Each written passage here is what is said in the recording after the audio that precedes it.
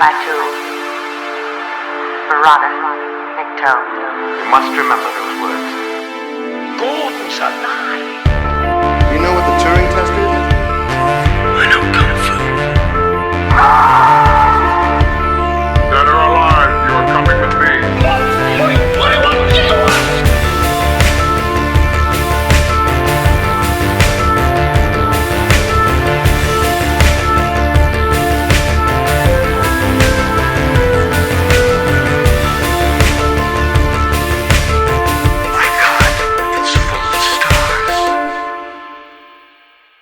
Ladies and gentlemen, welcome back to Stories Out Time and Space. I'm your regular host, Scott Wethy, and as always, I'm joined by my Twilight Zone partner, Julian Darius. Julian, how are you doing? You okay?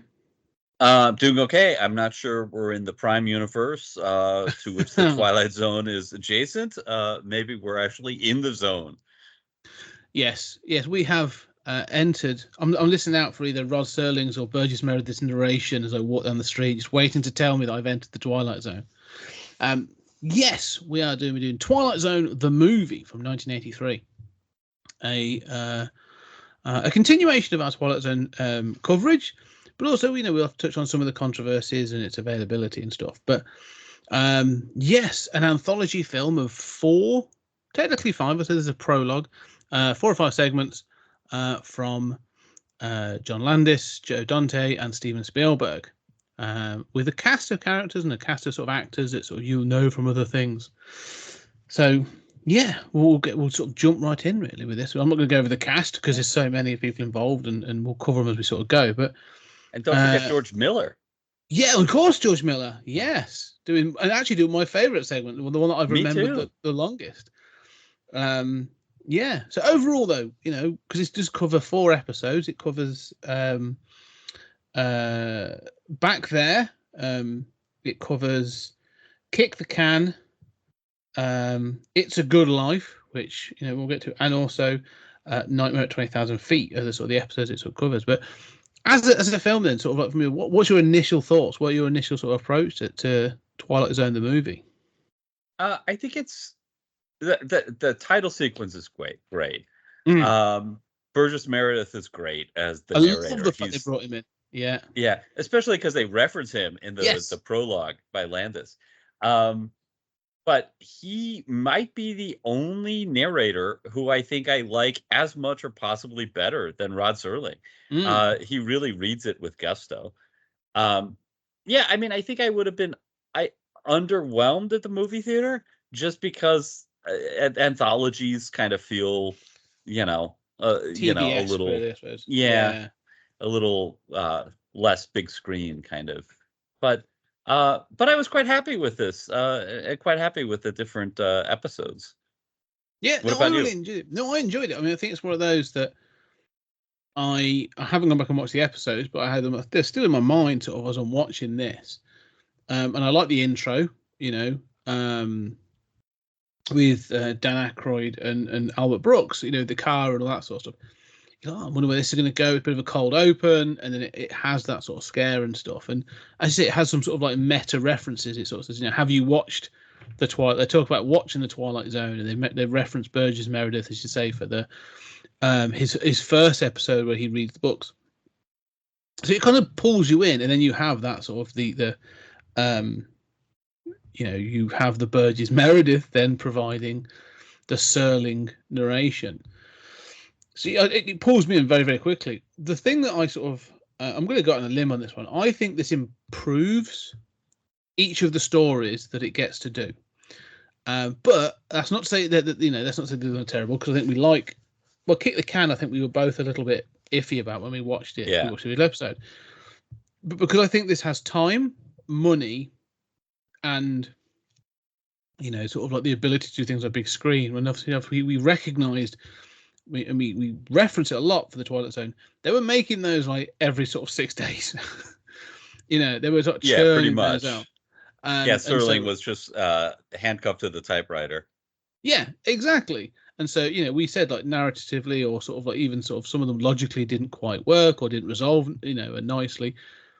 That Dante and crew sort of had a much greater time to sort of polish things up, provide a sort of a bit more of the sort of the logic behind things, or at least some of the sort of logistics.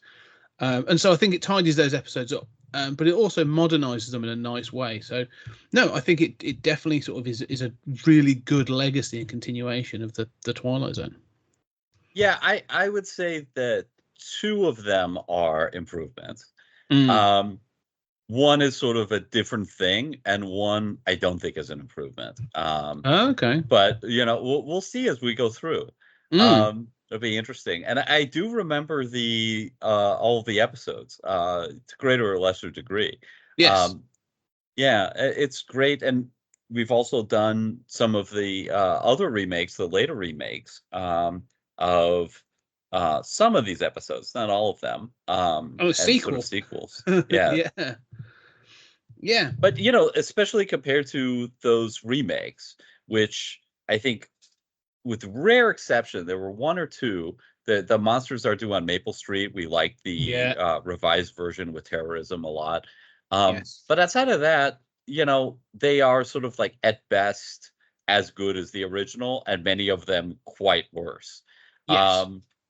This has a much higher batting average, where I mean, at least two of them I agree are better than the original. So, and the other two are not terribly worse. Okay. So. Let's be interested to see. We'll go through the debate on this one then. So the first segment, Timeout, is a retelling or a remake-ish of Back There. Well, this is after that sort of Dan Aykroyd as passenger in the car, sort of like, which is a little. I think it actually weakens I mean, it's fine, but I think it, like the title sequence with the Twilight Zone and the narration is great. I'm not in love with this prologue, which is just, oh, I'm a monster, there's no real clever twist or anything. It's very sort of straightforward. But I like the fact that it comes back at the end. Like, they're almost making Aykroyd out to be the sort of like, he's the bookend of the thing. So I think, it pays off at the end at least. Which you kind of have to do in a movie anthology, right? You feel the need to connect them more than on TV. Yeah. But I thought as they're driving along, because I'd forgotten, it's been many years since I watched this. I thought, they're going to have this as, the music, the tape player is broken, and so they have to start talking to each other. And I was like, they're going to start telling each other stories. And that's where I thought it was going to go, was the Cameron style, like exactly. Yeah, that's a cool idea. As we sort of like go through time, and then the fact he's like, "Well, pull over and I'll show you something really scary." Again, I was like, well, "That sounds really kind of like seedy and scary." So where's this going? I thought Dan Aykroyd was going to pull out his dick. Yeah, exactly. That's exactly what I thought. Like, I thought, this is going to just be, Dan Aykroyd's off on it again. But no, it's that's good. What Bill Murray would have done. Yeah, that's why Bill Murray is not in this film. Yeah, they were like, no. We need someone who's reliable. Probably going to turn up. There's that too. But Aykroyd's a good presence. Albert Brooks, again, someone I sort of recognise. I have less sort of. I think he's much more American sort of presence. But it's a nice sort of intro kind of thing. I like your Decameron sort of Canterbury Tales idea better than what's here. Well, I think it would have worked. It'd been interesting to sort of see that kind of like, two guys sort of telling those sort of tales as they go along. But I really like the title sequence, when Burgess Meredith's voice comes up and you see like the Twilight Zone, the lettering is updated, but still honoring the original. It all is very closely original, but just updated. Modernized. The sort of like fake computer diagram of a guy and stuff. It all looks really good. Oh, the animation's excellent. I think the animation for the intro is very good.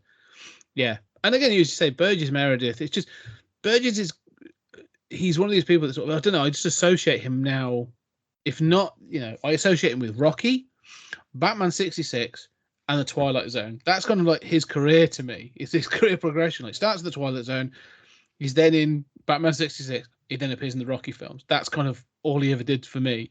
Yeah. But I intrinsically associate him because he had multiple episodes of the Twilight Zone. So the fact he's there, it kind of feels like, why wouldn't you? But he's such a great narrator. His voice has such a great presence, and he enunciates so much more than Sterling.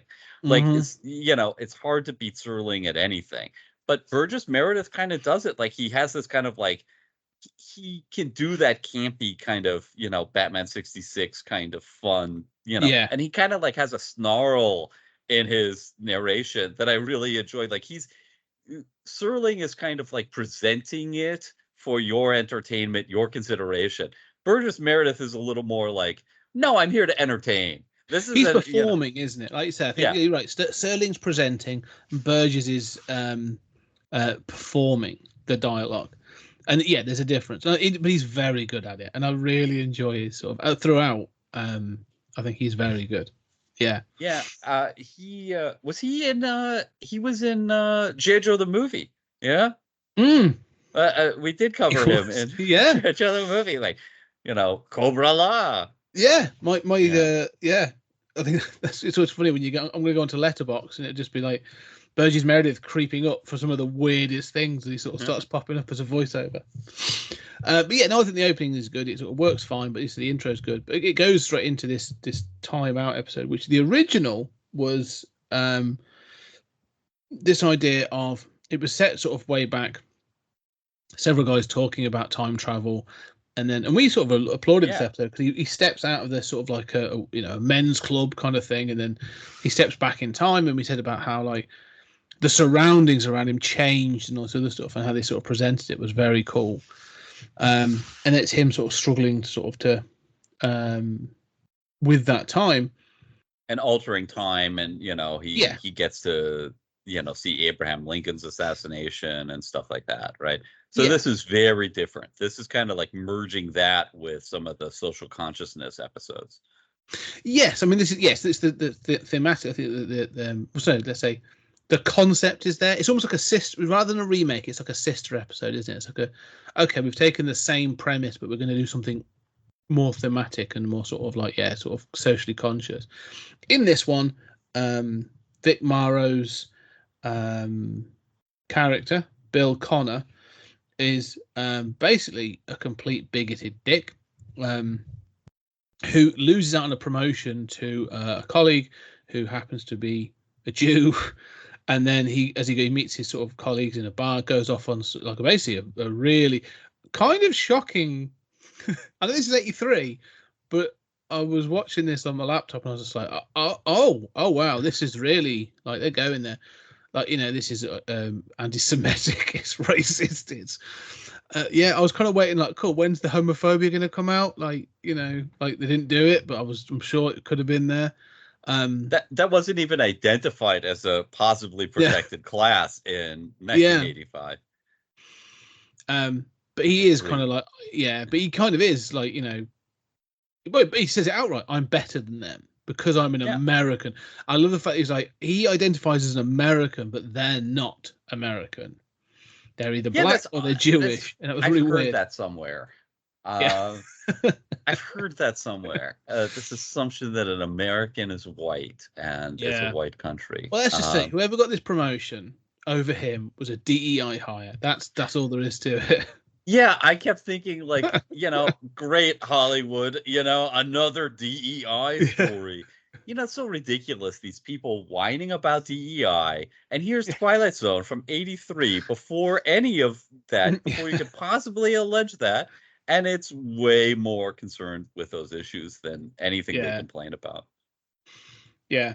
Really, Bill Connor missed out. He should have run for president, you know? Yeah. But it's tough to watch. It's tough to watch because, so his rant about Jews, like he's been promoted over Goldman, who has been there longer, right? Mm-hmm. And then he goes on a rant about the N-word and how they live in his neighborhood, right? 6 blocks away. They're no more than that. They now live 6 blocks away, is what he says. And you're just like, oh wow, like that's crazy. Like this is, you're measuring it in blocks. Like this is crazy. Not very integrated that the closest non-white is 6 blocks away.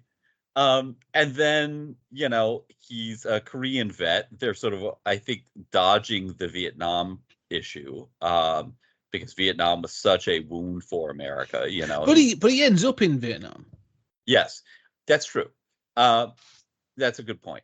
but so he, I think it's his age. I think it's because it's Bickmeier was 53 when he made this, so, and this is 83, so he'd been a bit too old, I think, to have been in Vietnam. And classic bigot territory, like he can't differentiate between the Koreans and the Vietnamese and the Japanese who own his home loan, So this kind of plays into those fears of Japan conquering us economically. Yeah. So I mean, but it's so mean-spirited and it's so in your face with the use of those words. It's hard to imagine, like, it hasn't aged well because he's so racist. Even like you say that. Let's be. It wouldn't have aged well 2 years ago.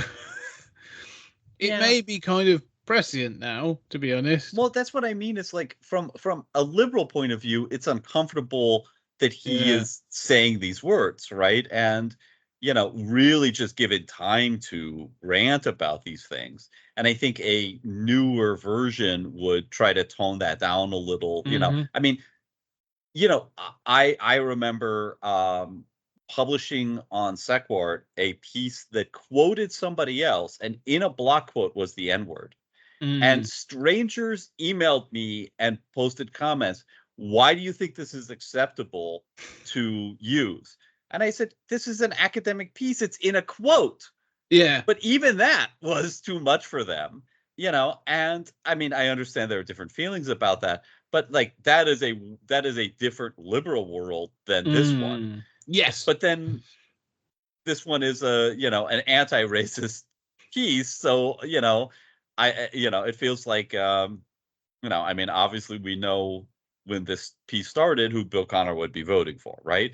Oh, many fine people on both sides. On both sides. Well, one of the interesting points about this is it's rather than sort of Bill Connor, who is openly and aggressively sort of bigoted and racist, are the two colleagues that he sat there with, and sort of as he goes off on one of them's like, oh, he's off again, kind of thing, sort of willing to laugh it off. And then the other one, when they're confronted by this sort of this group of black guys that are sat behind them, one of them just says, all right, well, basically give him a break, he's had a hard day, as if that sort of allows for his behavior. And I was just like, okay, so this, it's not just him, it's this thing of like, oh no, they sort of know not to go off on one about this, but they clearly agree, or at least have some sort of like, similar views to this character. I think that's quite interesting as well.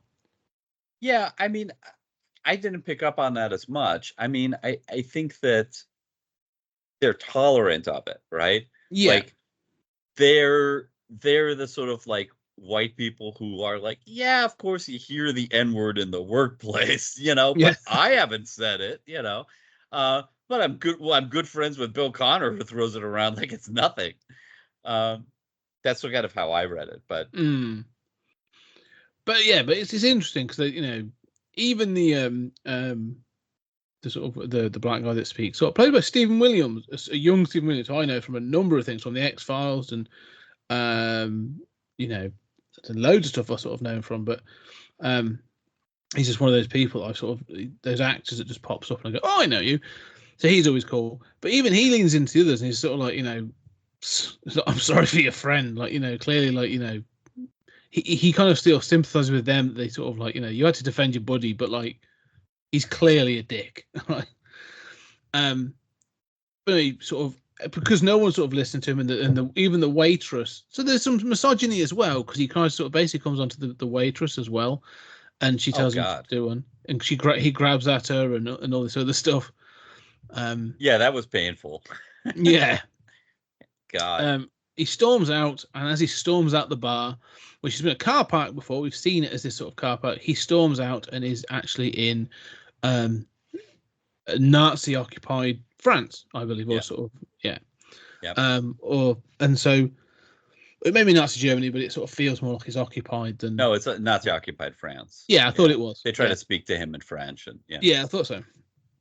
And so he sort of, and then he's confronted by two Nazi SS officers, and it kind of sort of progresses from there, that he's on the run, he gets shot at, and then goes through these series of segments. It's interesting. I want to sort of say this first bit, and this is one of those interesting things about these kinds of stories, that he's confronted by these two Nazi officers, and they go through his wallet and they're looking for the, show me your papers and all that kind of stuff. And then he runs off and he gets shot and he runs into this home. And there's a family there and he sort of says, help me. And it's sort of, at no point does he actually sort of stop to be like, no, there's no sort of, not none, but like the alarm that it's clearly a different place. Mm. Like he's not. I'm not saying he's taking this in stride. He's more upset about being chased down, which I know is kind of the thematic point of all this, than actually saying like, I'm being thrown through time. Like this is like the worst episode of Quantum Leap. It's sort of been. Like there's no sort of like, hang on, I was in modern day, wherever, like New York or New Jersey or whatever. Now I'm in Nazi occupied France. Now I'm in Alabama in the 50s. Now I'm in the Vietnam War. Like.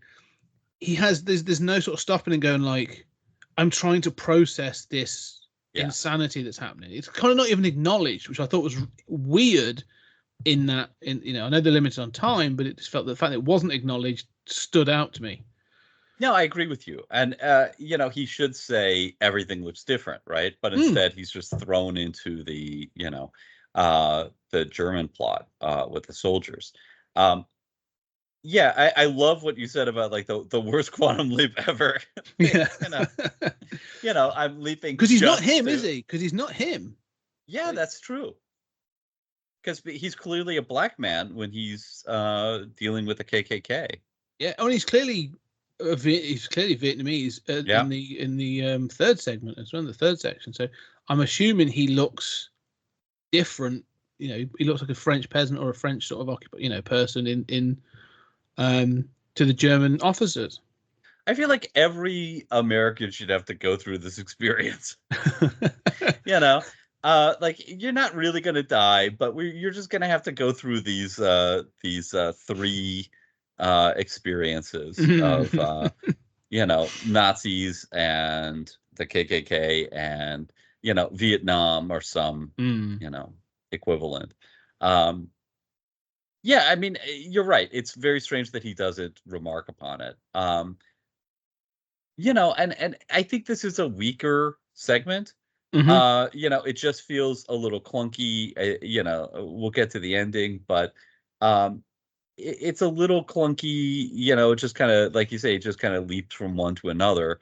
And it's sort of like so mean-spirited in its racism and its presentation of him. Like it doesn't pull any punches there. No. But then its heart is clearly in the right place, and it's,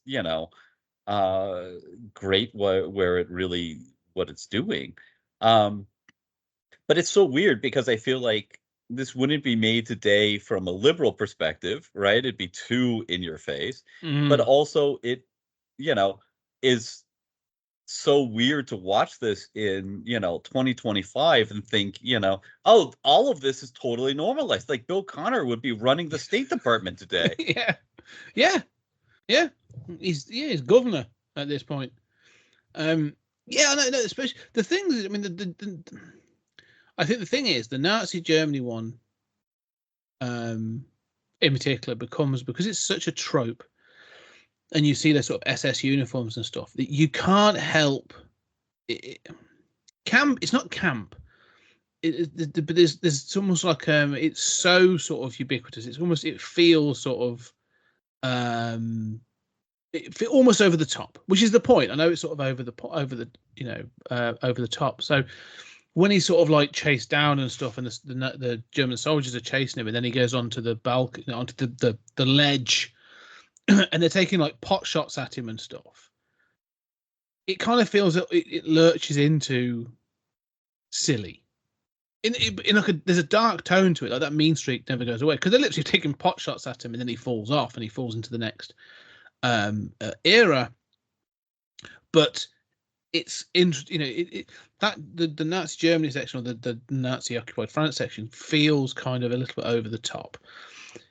And whilst I know that over the topness kind of continues, I feel that the middle section in particular is much more of a gut punch in a kind of that sort of, because he falls into like 50s Alabama, and instantly he's sort of like there with the Ku Klux Klan rally, and they've got the burning cross, and they're going to hang him. And again, like the N-word is sort of flung around like confetti, and they find out like he's got a gold watch, and they're like, "Oh, you stole this," and there's all these kind of sections in it, but it feels because it's sort of, I don't know, it felt more brutal because it was more tactile until that last section. I don't know, there's something about it. You get a full body burn in it, which is kind of cool as well. That's always impressive. I don't know, but I agree with you. I think the Nazi stuff is less effective.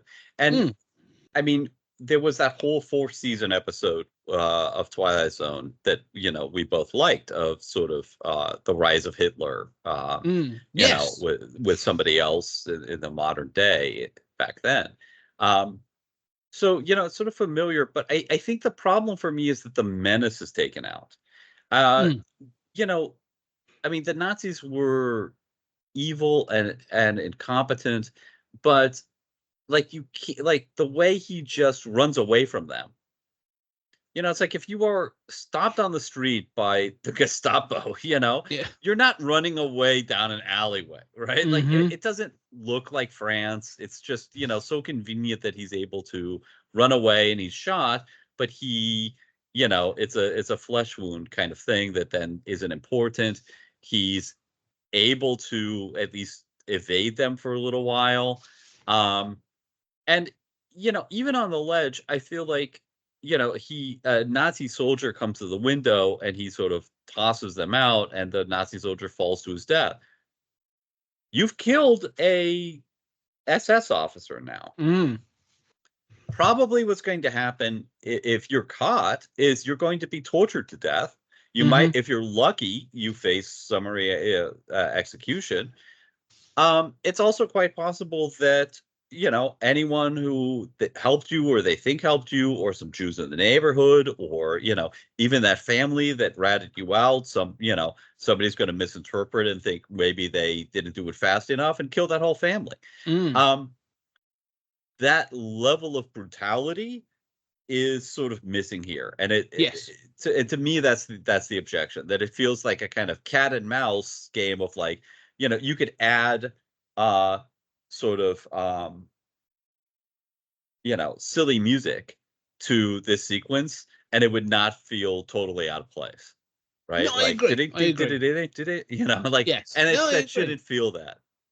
Yeah, no, I agree. I think this comes from this is obviously this part is directed by John Landis, and I like Landis. I like this films like American Werewolf and sort of and he's done some of the good ones.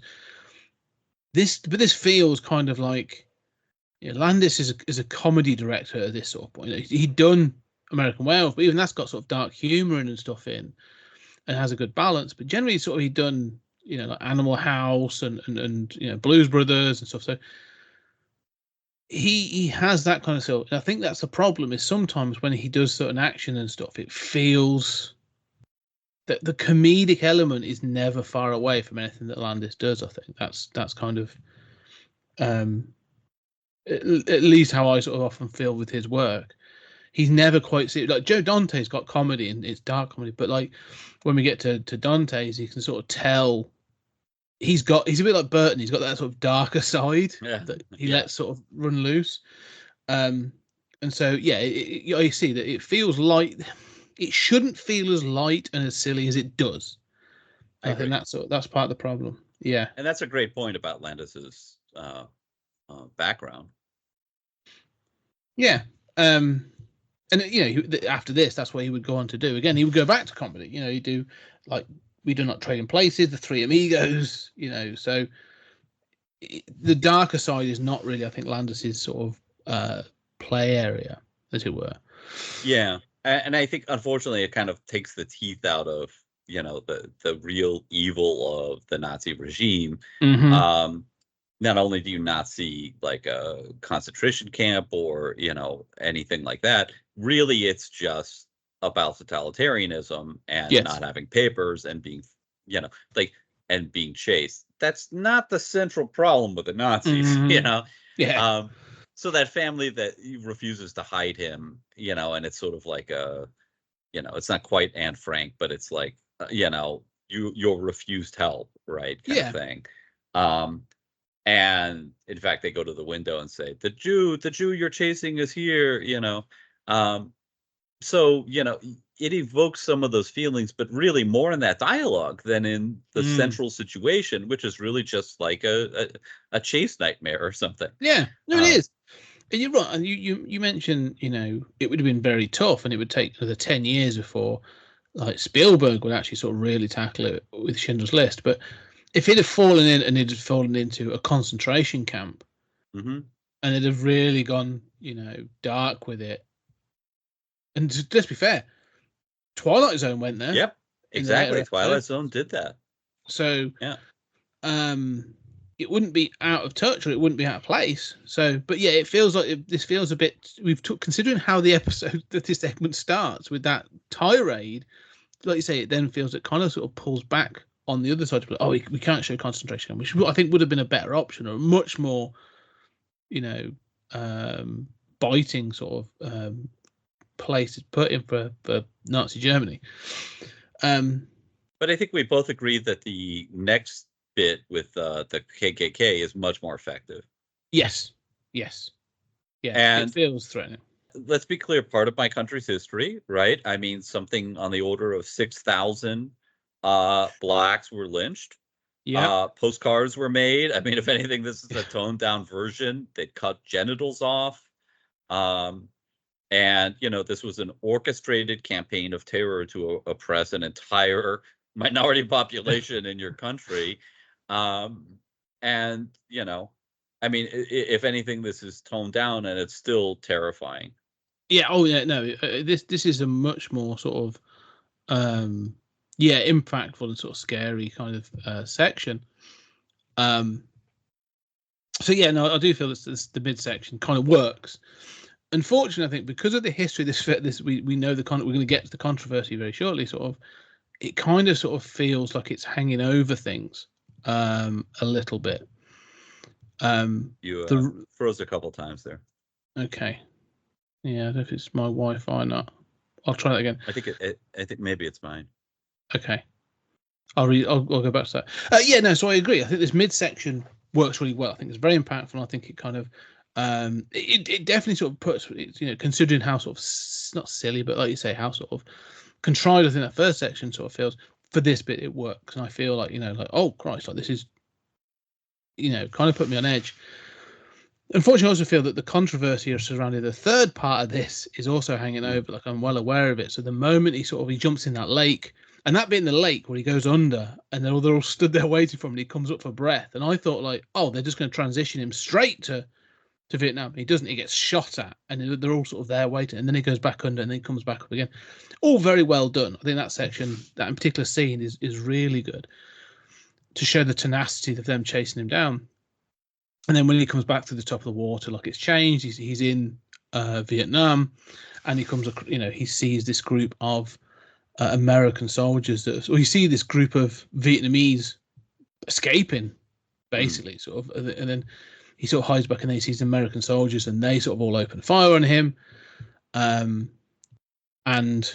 you know, he's recognized as being part of the Viet Cong, and it's sort of, they open fire and throw a grenade at him. And I'd forgotten. I was like, how does this end, this section? Because the grenade blast throws him back to Nazi Germany, and he gets captured, and he's put on a train, and it's obviously, you know, this is a train to a concentration camp, and you see these people, these sort of older sort of Jewish people are all on this train, and then he sees the future, and he's trying to reach out to it.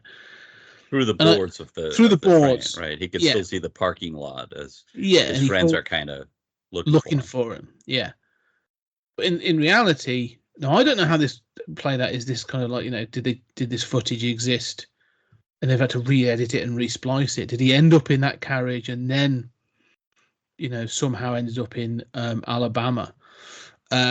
Maybe that was the original end of the Nazi sequence. I think that must have been, because what obviously, you know, we've got to acknowledge it. The tragedy is when they were doing the Vietnam section, there was a scene in which Vic Morrow is escaping an American raid on a Vietnamese village, and he sort of grabs two children to help them escape, runs into a body of water, and is then, you know, the footage is there of him running away. Unfortunately, there was a helicopter was supposed to sort of come low over the top of them, and due to an explosion that went off at the same time, damaged the helicopter, or caused the helicopter to sort of hit some scaffolding or part of the camera rig, crashing the helicopter, and unfortunately the helicopter then crashed on both Morrow and the two children, killing them instantly.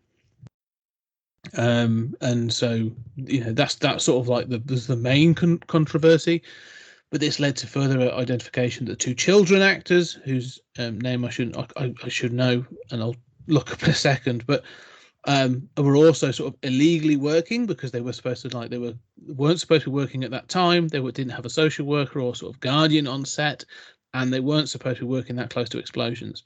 And so this landed, like, Landis was in court and litigation for this for years, as were other members of the crew and the studio, rightfully so. Mm-hmm. And the family, you know, got payout and I think got a settlement in the end. But it is an incredible tragedy, that, you know, these three people were killed whilst making this. Well, and Spielberg, who had, you know, sort of co-produced this movie with Landis, had a falling out with Landis over this, and that ended their friendship, and he publicly called for an end to directors having so much autonomy, like in the 70s, where, you know, they just paid directors and let them go off, and they'd use the budget on cocaine and stuff. You know, and Spielberg, you know, said, you know, no movie's worth dying for, to his credit. Yeah, I think Spielberg has worked with kids on numerous occasions. I think, you know, he obviously has a connection on that sort of front, you know. And so I think, you know, even went as far as to sort of like take it further for later films where he would make sure that they were protected and all that kind of stuff. So tragedy, but I think it, you know, because of this tragedy, the benefits did come from sort of like child protections that for child labor in film and this other thing. So you know, I'm not saying I'm not saying like a silver lining kind of thing, but like luckily, no, but that's the way it's supposed to work, right?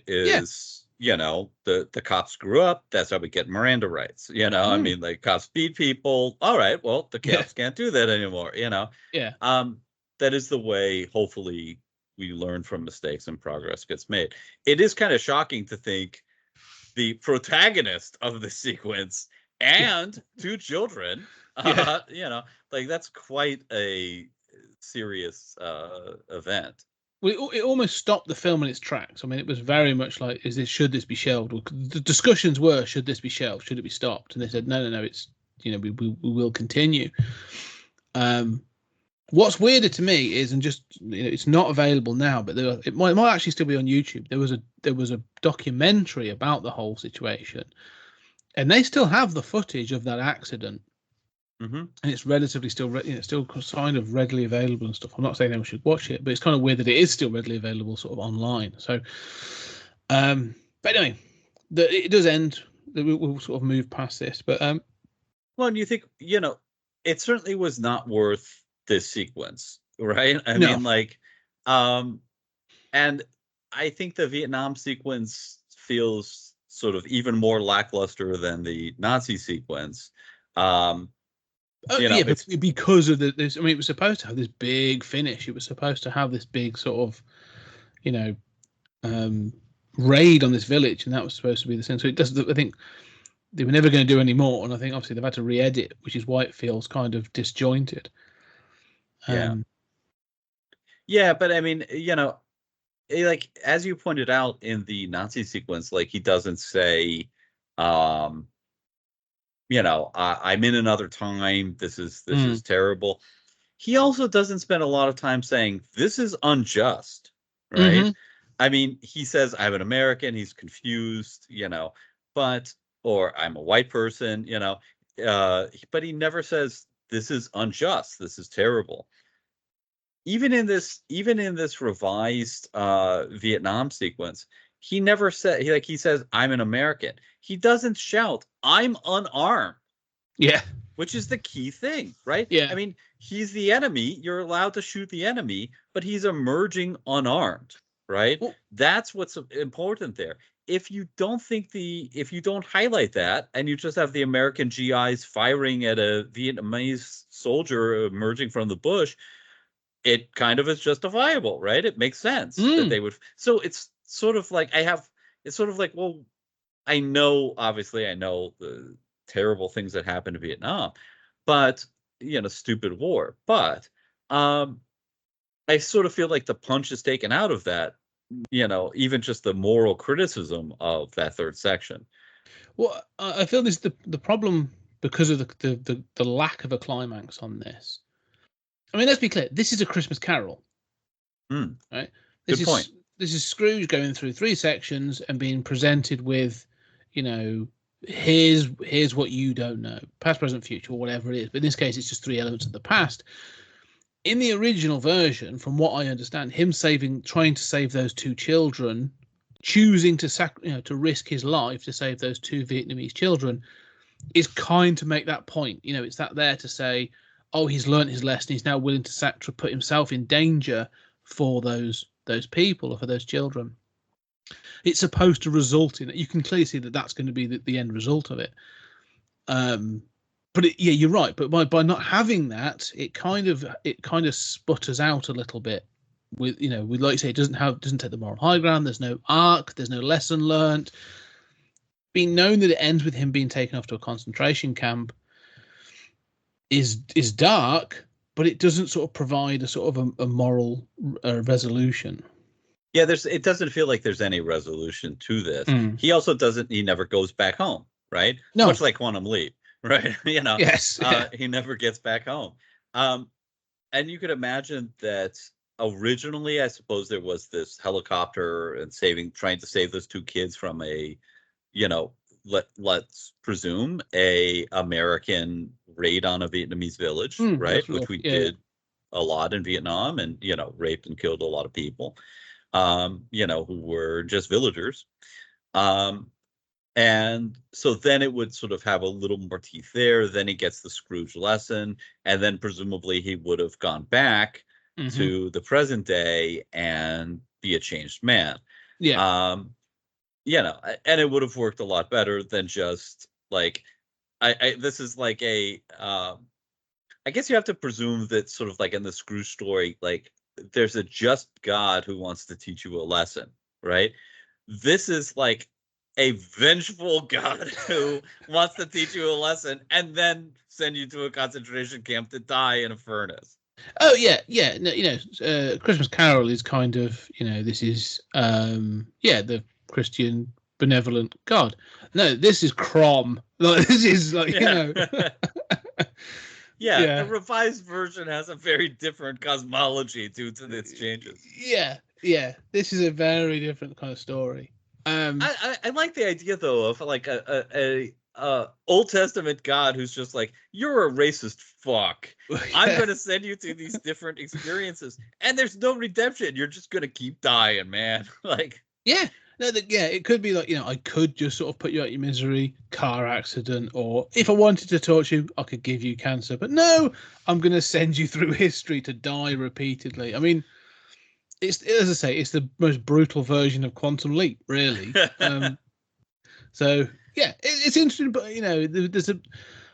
there's despite the tragedy of it all, I think there is an element of like, what if with this? Like, if we'd have had the full segment, like, how would it have held together? Would it have been a much more sort of comprehensive story? That would have been quite interesting. Yeah, I agree. Let's move on then to lighter fare with segment 2, which is a sort of a remake of Kick the Can, which is an episode that you and I both sort of struggled with a little bit, because it's basically a bunch of old people decide they're going to be young and then play a game of Kick the Can and then become young and run off into the trees. And we were just sort of like, well, that's kind of weird. It sort of didn't go anywhere. It has no didn't really have any logic. It was, is it magic? Is it a dream? Is it this? Is it that? Spielberg takes it to one of the most Spielbergian places you could go, and presents a very sort of interesting story, and also brings in Scatman Carruthers to just be the magical Negro of late 70s, early 80s filmmaking. Yeah, not the only magical Negro in this movie. Mm-hmm. Yeah, I think we're much more aware of that trope now than we were in 83. And especially with Scatman Carruthers basically coming off The Shining and doing exactly the same. Yeah, I mean, I was surprised by the segment because, first of all, what a weird story for Spielberg to adapt. I mean, like, of all the episodes. But you're right. I mean, it's that heart. It's that, like, you know, focus on character. The plot is so changed. It's so differently weighted. Yes. You know, it's not even all that much changed. It's just weighted so differently. But there, and I thought, like, you know, it starts and I thought, okay, this is painful, you know. But god damn it, Spielberg gets me almost every time. And by the middle of it, I'm really choking back tears. I'm like, you know, I'm feeling this. Oh, I think this is a wonderful segment. You say, you know, what a weird one. I'm sorry. You know what this obviously led him to? Pan? Hook. Yeah. Oh yeah, Hook. Yeah. This is Hook. I mean, everything here. I thought about that. You even got the kid in the window, right? Yeah, exactly that. I was like, oh, this is clearly like, you know, you have to. Yeah, the kid thinks he's a pirate. But I'm like, oh no, that is clearly like a Peter Pan thing. Like, he went away and was like, you know, 7, maybe 10 years later, okay, I'm making Hook. Like, yeah. No, I think this definitely inspired his version, his telling of that Peter Pan story. But you're right. Like, I know that I start the same. Like, I start this episode going, ugh, I didn't really like that episode in the original. How they're going to adapt it? How's it going to change? But no, you're right. I'm the same. By the end of it, I'm like, this is sweet. It's got heart. Yeah. I like the kid performances at the end of it. Like, it works. It's cool seeing the kids in the clothes that's too big for them, and they're kind of playing kid versions of their elder selves, and you know, the girl that sort of works. The girl that's doing like the old woman voice and stuff is brilliant. Like, I just thought it was great. No, and you know, the desire to be young again is, you know, such a universal desire, and it can be used in a plot in a superficial way that we've seen a million times. Somebody searching for a serum or, you know, a wizard or whatever, right? And it can fall flat. I think most of the times it falls flat. Here you really feel that sense of, you know, and not always. I mean, there are like that dialogue about like, well, I don't want to lose my loved ones again. Well, you're not going to, right? Like, no, you know, but she says the people I love. So I think the expectation she'll make new friends, new people, and she'll be like, "Oh, I'm going to have to go through losing people all over again," which is kind of like, that's basically like I should just kill myself now because, like, yeah. Well, I also thought, well, when you get old, when you know, if you transition to being old, you're going to lose all the people around you anyway. Because they're all going to be old as well. So that's kind of a weird one. But yeah. Also, like, you've lost them. So what are you saying? Like, I can't go through that again. Like, I'm broken. Like, and then the next person says, like, well, I'm so young. I'll be in school. I'm not doing school again. Really? That's your complaint? Like, I get it. You're going to excel at the math problems, hopefully. But, you know, so there are things that don't work. But then they get into the heartfelt stuff of just, you know, would I really want to be young again, and, you know, of having an older mind, and damn it, Spielberg, you know, I mean, he knows how to sell a moment and find the heart and stuff. And I'm always like, this is not an astounding script. There's nothing here that should work. I mean, like, this should be a 6 at best. Yeah. And it just sells itself. It just hits on all levels. And I'm astounded by that. Well, I think it's the performances as well. I think one of the things that's great in this is that the cast isn't just like generic old people. They're kind of like a trope. They're all types, aren't they? They have like, they've clearly made them the distinctive. It's easy to tell. You can go, oh, that's the the kid version, that's the old person version. Like, you know, they've made it so they're kind of easily identifiable and stuff, so you can sort of follow it all without struggling, which I appreciate. But also, like you say, there's just sort of moments throughout this where that Spielberg, you know, by this point, you know, we recently talked about Jaws for 20th Century Geek, and you know, so we talked about sort of the drama and some of the sort of the people moments, the family moments, and that is where he excels. But he just come off like E.T., you know, which is really thrives on that sort of family drama and on the heart of all that kind of stuff. It's clear that that's what he brought to Poltergeist, you know, when he was sort of like backing up Tobe Hooper. That's where he sort of thrives. You can see it in this, that those moments of like, you know, the curmudgeon going, I like to be old, meh, and you're like, you know, you're just bitter because your family's not taking you back to their home. But then when they're sort of the others are talking about like, well, I used to love dancing and I used to do this and we used to play this game, and it's sort of like the nostalgia for life feels genuine. Like there's these elderly people going, oh, I used to love doing that. Do you remember this? Do you remember that? And it's kind of, there's a sweetness to it that even as a viewer, you sort of go, you know, you and I are both now sort of our 40s, but you still sort of go, yeah, I remember this and I remember that. And it's kind of like, you know, it's easy to get sort of swept up in it. And so, yeah, there's those moments throughout that I kind of appreciate. And well, another thing about Spielberg in these moments is that, you know, some people feel that it's saccharine, and I don't feel that it is. I mean, I feel that it's heartfelt, but it sort of superficially is saccharine, right? Like what they're saying is sort of saccharine, syrupy stuff, but there's always this acknowledgement in Spielberg of that bittersweet, right? There's always like pain involved too. You know, there's that pain and dark realities mixed with, you know, the syrupy substance, right? And definitely the syrupy is stronger, but there is pain here of like, you know, well, I you know, know I'm gonna die, right? You know, like I could be, you know, the sort of solution of being young at heart, or, you know, have a young mind in an old body. Yeah, you know, like that's a very syrupy, silly, stupid solution, right? I mean, you're still going to die. That doesn't solve the problem. But Spielberg, you feel that kind of like acknowledge of the remainder. You know, this moral remainder is always there in these Spielberg plots. It's never just, you know, it's never just what most movies do and most plots do, where you sort of like wave the magic wand and now it's a happy ending and everything is fine, and we're supposed to kind of like, the movie will go to great extent to kind of block from our sight the moral remainder, or the fact that like, yeah, you've won the war, but a lot of people died, right? Yeah. Like, you're not supposed to think about that in the climax because the focus is the hero. Spielberg always puts the camera on that. Yes. You know, and that works here, where, you know, and I think that gives that triumphant or syrupy stuff so much more power. It hits at such a higher level for me. Well, I think the two outlets, yeah, you're right. And just to sort of explain it for the listeners, I think there was a moment when they were kids, and there's a character in particular which I think is this sort of like, he's a sort of a debonair looking dude, and he clearly, you know, he wanted to be a swashbuckler when he was a kid, and you know, he's the Peter Pan of the group. Always wanted to be like Errol Flynn kind of swashbuckler. So anyway, when they are young, they're younger self, and they're playing kick the can, and they're all running around and playing and stuff. And one of them comes over and asks Scatman Carruthers, "Why have you not become young?"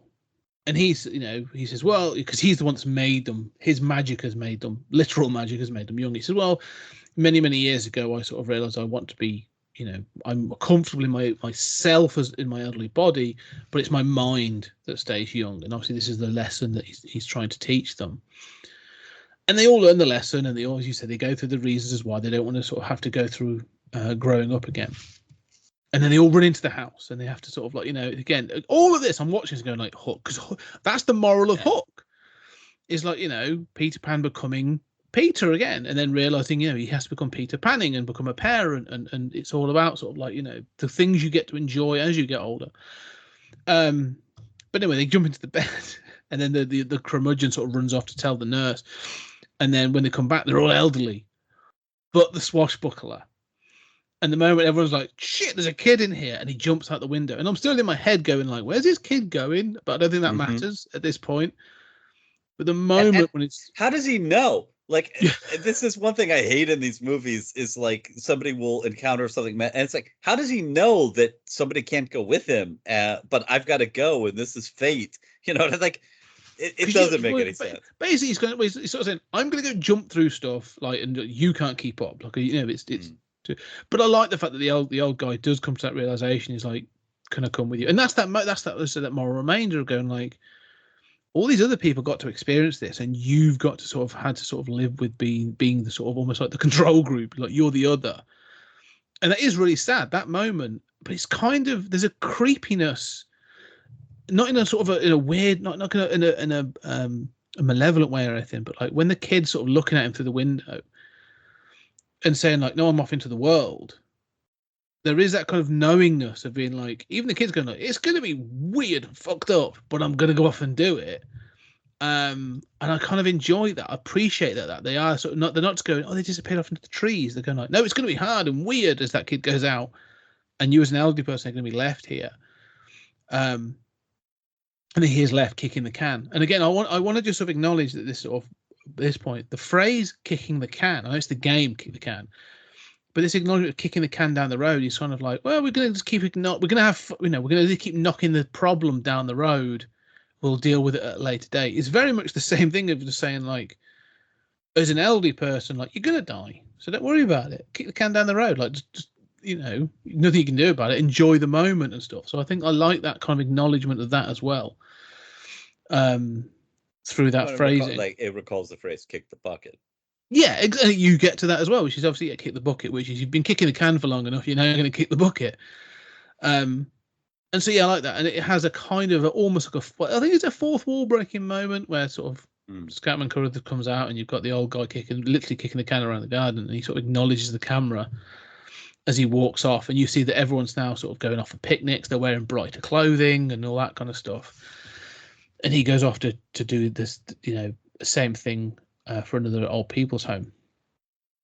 And I'm like, oh, he's basically like an old person Mary Poppins. Like, he just washes in and helps people and then washes out again, kind of thing. He was later sentenced to death and encountered Tom Hanks on death row. Yeah.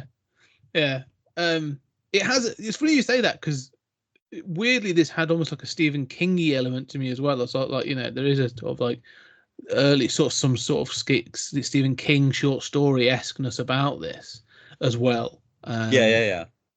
So yeah, I can see that. I mean, I think the fact that they resolve to die, in a relatively short order, is also part of that moral remainder for me.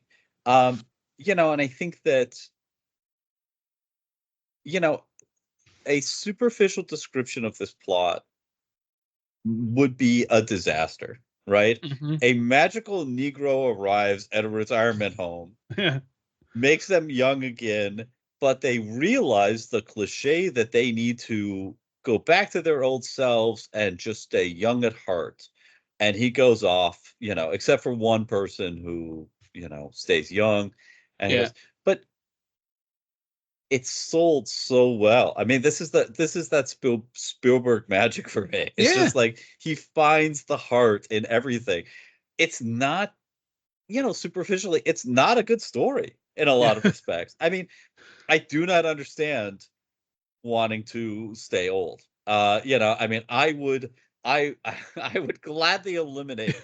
I would probably eliminate half the world's population for free, but I would kill half the people on the planet if I could get 10 more years of life, Yeah. I don't know, but I'm not convinced by anything. I'm not convinced by the magical Negro. I'm not convinced by the basic plot. Elements don't make sense. The kid in the window, how does he know it's not your fate to come with me? You can't go. I mean, how does he know that none of this works? And yet it all works on screen. Yeah.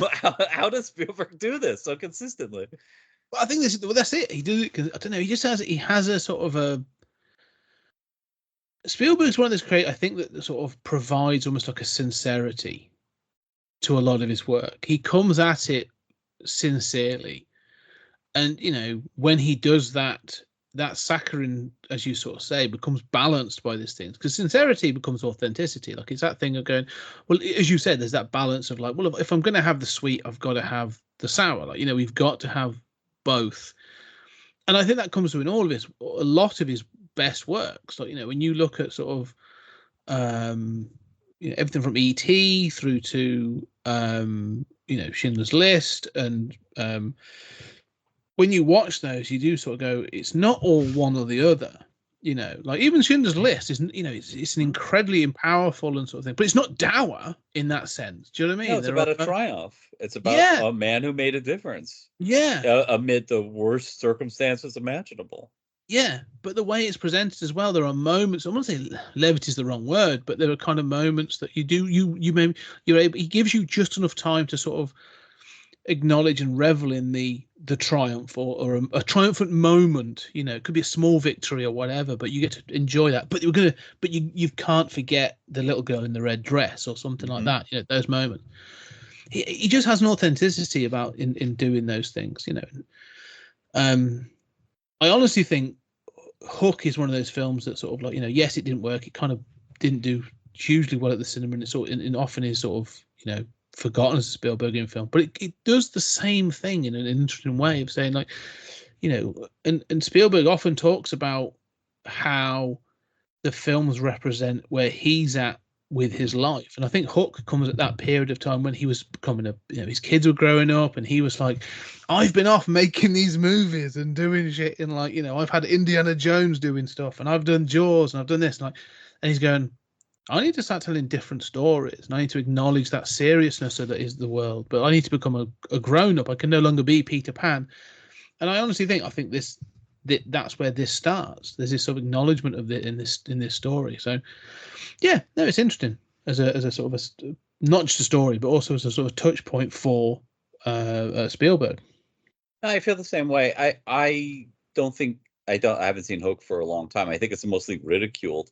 Although I seem to remember liking the costume designs and liking the idea of the film, even though remembering it didn't work well in execution. I mean, I have to say, this has all the problems of the original Kick the Can. If anything, it adds new ones, and yet it's so much better than the original because the original just presents it as a thing that happens, right? This one gets to those human emotions of conflicted feelings, wanting to live, all of these things that, this is one of the weakest Twilight Zone episodes, and it's, I wouldn't say this is one of the best, but he's turned it into, it's a lot better than the original. Yeah. I think so. I think also this introduces that thing. If you said the last one in the original, it's like something that happened. This actually introduces like a magical being that sort of like acts as that sort of catalyst for the event. I'm almost like, I don't think this exists in the same world as Mary Poppins. Yeah. Like, this is the same character. This is just a, maybe he's like a Time Lord. Maybe he's don't know. Anyway, we'll move on. We've had Landis, we've had Spielberg. We're now going to move on to Joe Dante, who is a director I have enjoyed. He is one of, he's done a number of things, especially sort of associated with, obviously for me, for Gremlins 2, The Burbs, which is one of my favorite sort of Tom Hanks films, The Howling, and a bunch of others, sort of like, Small Soldiers, which I think is an underrated film.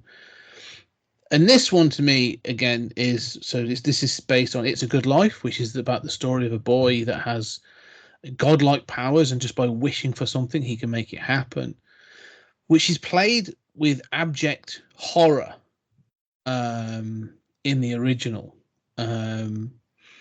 And interestingly so. And in this one, it's basically based on a school teacher that's traveling through, goes into a sort of a diner, and meets this boy who's getting picked on, and the sort of ends up saying, "I'll take you home." She accidentally crashes into his bike, drives him home, and then you find out that there are people trapped in that house, and he sort of created this environment, and it's again, they're all terrified that he's going to wish them away or move their mouths or something else, and then it is dealt with. But how do you feel this one compares to that original then? I think it's a mixed bag. I think the original's better than this. But there are a number of things that this is doing better than the original. I don't think overall it's as good though. And I think that I'm bothered by certain elements. I don't know what Anthony is doing with that video game. Like, nobody in that place is scared of him. Like, clearly whatever he's doing is interfering with the TV. Why should that happen? The school teacher kind of wandering in is interesting. I like the resolution better. I like certain aspects better. The puppetry, is interesting at least. I like the design of the house, and it's creepy, the cartoons and stuff, and like this kid influenced by a cartoon mentality. I mean, but I think that this, in a way, this version suffers for its larger budget. Like, it uses the larger budget in ways to do the house, and to do those cartoons and some things that work. But then, because it has a larger budget, like, at one point he deletes the entire house, and they're in a kind of like void with a smoke machines going, and it looks really cheap. I don't know, I don't have a sense of place. And then they drive away at the end, and I really lose a sense of the wider scale. And I think in the original, it's, you have a real sense of place. It's just a house. It's just a set, and you really feel that sense of place. Here, it's like, what, if he can erase the world or send them off into an alternate world or put people into cartoons. I mean, where was that plane with the smoke? How does he send that? What does that mean? He's erased the world temporarily? I don't think we're supposed to think that, but but why are those people in that sort of diner at the beginning sort of having autonomy? Why does he not just create people out of nothingness to serve him? I mean, where is he? I mean, I don't know. I wind up having more questions than I want to have. Yeah, I think that's the one. It's a take, because I agree. I think the original one is a place, isn't it? It's it's Ohio. It's a little town. Yeah, but he controls the town. It's like this thing of like, because you see that the mailman comes, and even the mailman sort of like trying to be nice and super nice and all this other stuff. Like, they all know that this kid is, terrifying potentially, and so they're all sort of trapped there. This is definitely a house. This is narrowing it down to a single house, and everybody else is kind of almost oblivious of what's going on. Because you have like, the great Dick Miller as the guy that runs the diner, who I think it's like a Joe Dante favorite. I think it's one of those. He's a great character actor, and doing all that. They seem to be superfluous. But the suggestion that comes later is that everything that happened in the diner was kind of intentional to orchestrate the situation so that the teacher would pay attention to him, so that she would intervene, and so he could then, say, "Oh, could you give me a lift home?" kind of thing. But why does he choose her? I don't know why she's just gone. Is he gone like, oh, she's kind of hot. I want to sort of have her in the house. I don't understand. It's sort of like, because if he's interfering with the telly, it's to annoy the two guys watching the boxing, in order for them to sort of like push him around so that she will interfere. But he could just say, if he could just wish it, and I wish that guy would push me to the ground for a reason. Do you know what I mean? So why the Machiavelli or have the roof collapse on him, but he survives, and the woman. I mean, so I kind of buy that with the bicycle being hit. That, like, that was his orchestration. Even so, it's a little weird. But I don't, like you say, why not just control the guys? And he also hasn't shown this level of self-control later. So, I mean, this is not a kid who would casually manipulate events in order to trap this one. And I sort of feel like maybe he sees her as a potential mom figure. That's clearly kind of where it goes. But that theme isn't woven through the whole thing. He's not explicitly looking for a mother figure. Yeah, so this whole intro does not make sense. No, it's contrived not to get to the house. Like, the house is the important part, and but once you get to the house, I actually like a lot, and I like again the design, because you see a house from a certain angle, and then like several seconds later, you see the same house in a cartoon, and you're like, oh, this is that house. Like, this is the cartoon house, and so all that stuff. I love that. Walk in, yeah, and then it's brilliant, and then you walk in, and the house looks like, and this is pure Dante. This is pure Joe Dante. So the house looks weird in that sort of like, oh, this is what a kid thinks a cartoon house will look like. All the walls are sort of like set colors, and everything's sort of slightly off. And then like when the teacher goes upstairs and they're walking down the corridor, and the lighting's all sort of kind of off, and it's brilliant. I think it's all fantastic. It's all askew, and like the doorway repeats, like in a cartoon. Yes. They show a bunch of those cartoons of sort of things repeating. Yeah. No, it looks very Tim Burton. It looks like a Tim Burton house. Yes, like, it does. Yeah, it doesn't go full Beetlejuice, but it kind of gets close at places. Yeah, and Dante is on that wavelength. I think Dante and Burton are sort of similar in their kind of aesthetic at times. But I love all that. And again, like, when they sit down, you've got the bright pink chair that they're sat in, and everyone's wearing specific clothes. Like, the sister is wearing the school uniform, and they're all wearing that sort of like, it's a sitcom family, isn't it? He's got the 50s looking sort of mother and father. His uncle, he's wearing the suit, but looking a little bit disheveled. Look, it all fits like that fifth, like Leave It to Beaver or something like that. It's kind of 50s kind of like sitcom, or a cartoon. So no, I'm digging all that. I think all of it looks cool, and they have fun. And there's great moments when they're like, they're asking about what's going to happen for dinner, and the mum sort of like hovers in and sort of like, where's the dinner again? And he has to will it into existence for them to sort of have it and stuff. So yeah, I think all that is working for me. I think it's great. And as it sort of degenerates into the chaos,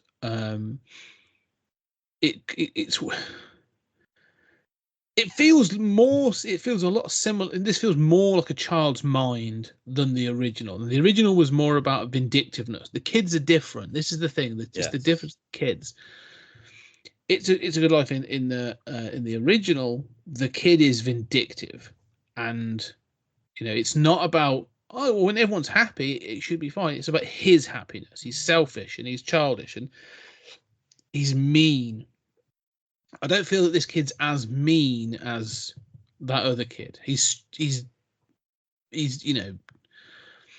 knows he has power over them, and he will do mean things, and they obviously are scared of him because of what he's done to this other girl who sat upstairs with no eyelids, and she's forced to watch cartoons and she has no mouth, which is a great sort of shot. But I don't feel that like he is as sort of like impetuous, let's say, as the kid from the original. I love this point that you're making. In the original, he's a tyrant, right? Yes. I mean, and so let me test this as a hypothesis. Like, the difference between these two is the difference between two different types understandings of child psychology. Mm-hmm. The first one is like, children are fucking cruel, right? They will abandon you. They will abandon their friend. The moment it becomes socially acceptable, advantageous to do so. They will burn animals with magnifying glasses. Mm-hmm. Like, they haven't really developed a conscience yet. A kid with that kind of powers would be a, tin pot dictator. In the Joe Dante version, he's a kid who likes cartoons, and he knows people are cowering to him and doesn't want them to.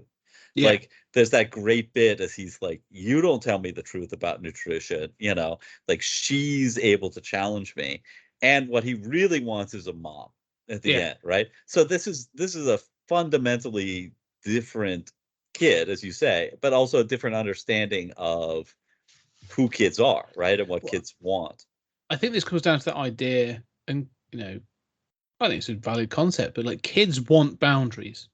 Mm-hmm. We've said this about sort of like petulant, irritating, orange-faced adults as well, that sort of they will kick and throw tantrums and push boundaries, and sort of like they will keep doing so until someone says no, and you have to do it in an authoritative but respectful way. Yeah, you're right. That's what he's looking for. Like, he's basically just pushing the boundaries. He's going, I'm going to keep doing this until someone tells me no, and no one's told him no because they're all scared of him. Like, he's had a fit at one point and done something. She's had an accident, as he says, and so they're scared of the consequences. But it's kind of like with the teacher and everything, it kind of felt like this is again like a meaner version of Matilda. Like, this is actually the kind of the Roald Dahl story. So yeah, I appreciate that because I like the fact he tries to scare her. This is about testing the teacher. This end section, he makes the uncle do a trick, with the hat, pull a rabbit out of the hat, and it's this sort of massive, toothed, evil-looking giant demon bunny thing. Well, first it's a rabbit, then it's the demonic, cartoonish. Yeah, which is cool. Again, the puppetry in this is really cool. And then he says, well, I can do anything. So he splits the TV in half, and those cartoon type characters come out. One of them's just sort of blowing in their faces, and he thinks it's funny. Then it's an evil looking thing with big teeth, and its tongue's flapping around. And he's laughing, and it's the teacher that just says, without fear, stop this now. Right. Has to put that authority down. Yeah, and even the TV cracking in half is brilliantly done. I mean, the puppetry's good. It's sort of, the camera can't stay on it too long, or you just sort of see they can't move. It's single motion. Yeah, puppetry, isn't it? Yeah. Yeah, and I mean, you're very conscious of the fact that you wouldn't be scared of it if you were actually in the room. You'd be like, right, that's a Disney amusement ride, right? But it's impressive that they put it together for the film, right? Yeah. And you can see, I mean, there were moments of that in the original where, it's just kind of limited by the budget. But yeah, no, I mean, you're right that he wants limits, and even beyond that, there's a sense of like that human intimacy, right? I mean, this is the thing of like a dictator, that a dictator knows. I mean, it's like you're rich and you've got the hot wife, but this wouldn't be the case if you weren't rich. There is love there, but right. She's actually got the eyes. Yeah, she's actually got the eyes on the leader of the Canadian government instead. That's just the way it goes.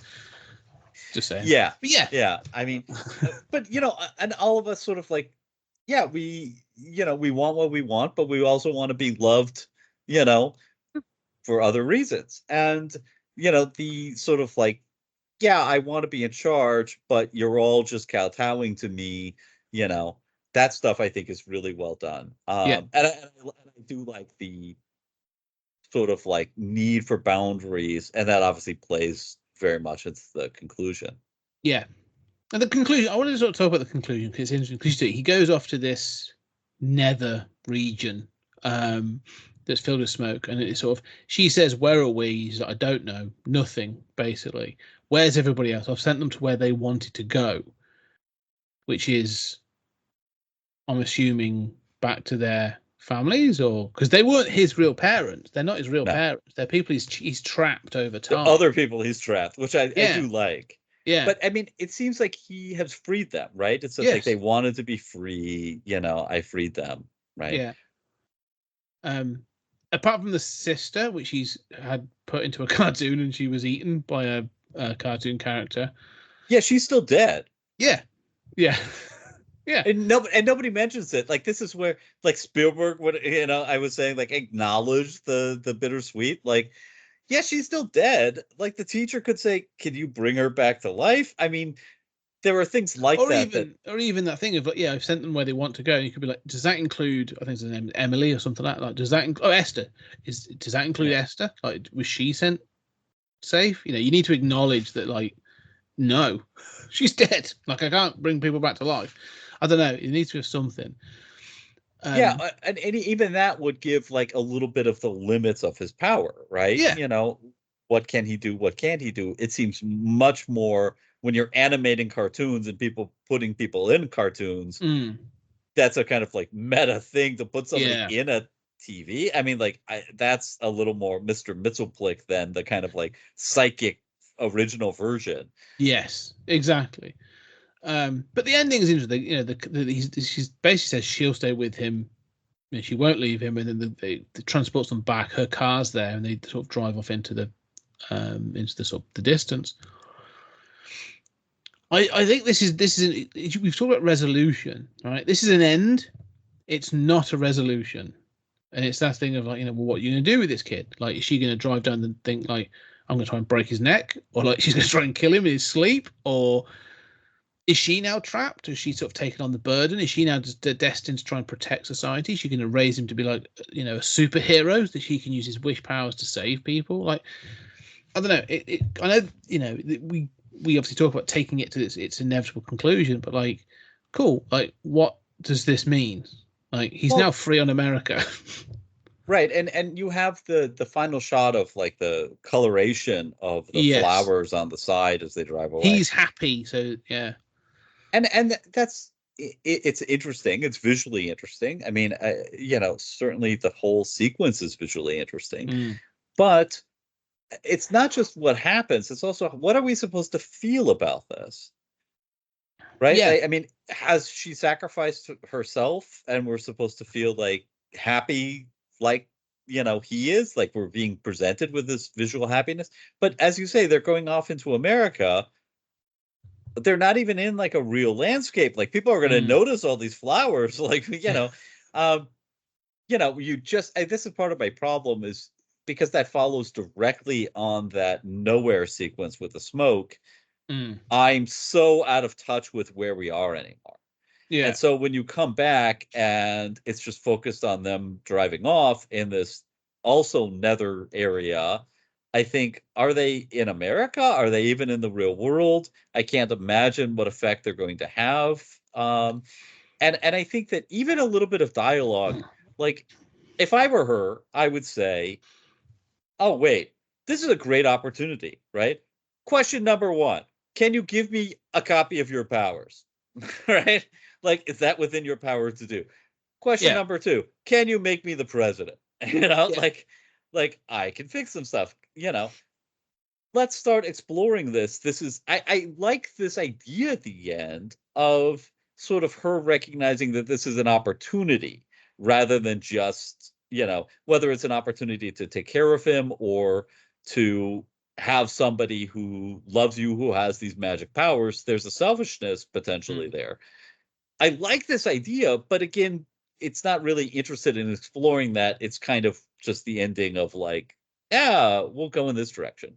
Well, she's just she's a benevolent figure that's going to look after him. But like you say, is it a case of containment, or is it a containment? Is this an opportunity to sort of help the world? And I think there needs to have been more in that opening section of the segment that sort of said who she is.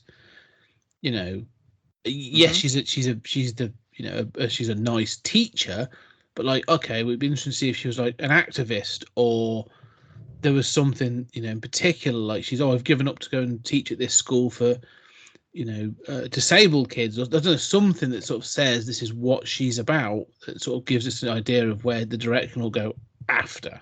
But yeah, even is she engaged? Does she have a family? What is she leaving behind to take care of this kid? We have no idea, right? Yeah. So yeah, like how big is the sacrifice that she's taken on? Right. Yeah. And again, it's quite funny that when you sort of look at these segments, we talked about sort of how each of them have been approached. I think, you know, like Landis was looking for that sort of to take on that moral stance, and it doesn't quite sort of work throughout. I think it works okay, but not quite. As you said, Spielberg just gives it the Spielbergian touch that sort of kind of manages to weave gold out of something that shouldn't. This, you can sort of see Dante's, the segment that Dante wants to make is everything inside the house. Yeah. And so the first little section and the last section doesn't give a monkeys about, really doesn't care. He's like, how do I've got to get into it and I've got to get out of it. But all I really care about is the Looney Tunes section in the middle. Which is very Tim Burton. It's very Who Framed Roger Rabbit. I agree with you. Well, Gremlins and Gremlins 2, like it's all over this, is Gremlins 2 in particular. So yeah, but you can sort of see he's sort of gone, that's my entry point, that's my exit point, don't really care about those. This is the fun bit. This is the story I want to tell. That's really insightful. I agree with you 100%. I see it completely.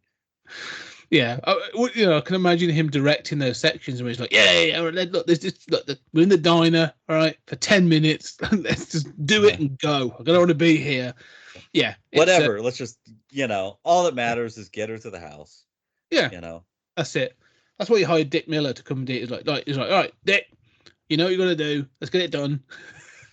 Let's get to the house where the fun bits, I can have puppetry and do crazy bits. Yes. But it works. But the house stuff is good. I mean, good. And there's stuff like the family rummaging through her purse right away, which is like funny. And I find myself wondering, like, if he objects to cigarette smoke, like, obviously he catches them rummaging through the purse. There's smoke hanging in the air. It doesn't. Yeah, but it doesn't fit. It doesn't fit his idea of the family network. So that's why, like he doesn't like smoking, especially his sister, because she's too young. But I think so my objection is kind of like they don't seem concerned enough about being caught. But so I have little quibbles about the house sequence. Yeah. But I love the joy that they have, the instant rummaging through of sort of like the uncle are being kept prisoner. Somebody's thrown this purse over the concentration camp walls, and we have to rummage through it instantly. The Uncle Walt one, especially when everyone's gone for smoking things. He finds some pictures of the teacher on the beach, and he's like, "The beach. I used to love the beach." And he just it just has him like reminiscing about his previous life, and he's good at it. Kevin McCarthy, who plays a character, he's funny, but it's kind of like. It's kind of sad as well that he's just sort of like, I'm trapped in this. I just kind of miss doing normal things. Like there's clearly a family associated with this. So yeah, that section is really interesting. So yeah, no, it's good. I think the stuff in the house is good. Yeah, I mean, I wanted to answer those questions about what are the limits of his powers. Can you use this for good or evil? I wanted to have those elements. If anything, I think the original should have more of those elements. But the original is sort of like, I think, a more serious meditation on a kid with these powers. I feel like this, especially talking to you, I feel like this is more having fun with that house. And, and it kind of has a different child psychology, but really the point of this is that fun with that house sequence. And it is fun, and it is good. Yeah, it is good. It is good. Well, I think that like I said, I like the idea. The child psychology and how it's approached differently is the crux. Okay, moving on to the final segment, directed by favorite director of the podcast, I think, sort of George Miller.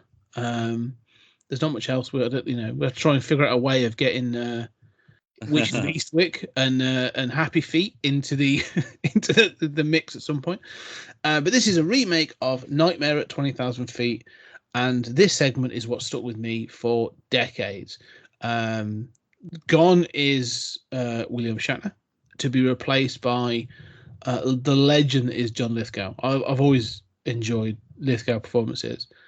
I couldn't wait to talk to you about this because we both love Lithgow. And phenomenal. Right away. And I think, why do I like John Lithgow? Yeah. He's not a handsome man. He's not ugly, but he's not handsome. He doesn't, especially compared to Shatner. Like, Shatner has all the charisma, right? Mm-hmm. Lithgow isn't without any charisma, but Lithgow, can be swarmy and kind of, creepy. But he's just he's a brilliant actor. Yeah. I mean, like, in terms of acting performances, like, Shatner is all charisma. Shatner's like an 8 or 9 out of 10 in charisma. His actual acting chops are like a 3, you know, like yes, and Lithgow is like a 3 in charisma, but his acting chops are like an 8 or a 9, and he is just fascinating to watch. So I mean, it is stunning the acting performance that Lithgow gives here, especially compared to Shatner. Like, they should have cast Lithgow as Captain Kirk, as far as I'm concerned. That would have been a very different show.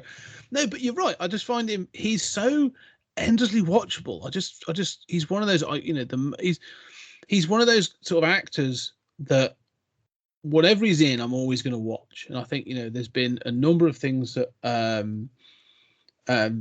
if all across his kid, like when he was a kid, is the Santa Claus the movie where he plays like the villain in that, and he's sort of incredibly good. But then I watched him, like my first sort of, when I really recognized him as being like, oh, like this dude can do things, is Third Rock from the Sun, the sitcom. And then you sort of notice him in lots of other things, and you're like, yeah, this guy can just do like anything. Like, he'd be funny and fun and lovable, and then he can actually be really dark and sinister, and could do all kinds of things. It's kind of, you go, oh Christ, this guy can do a lot of things.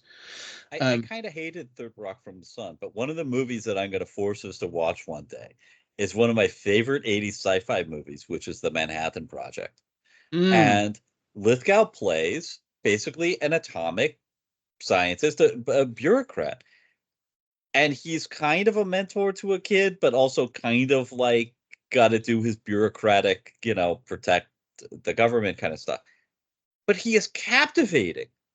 I mean, like, this is a guy who just like, he could read you the phone book and you would like be unable to turn away.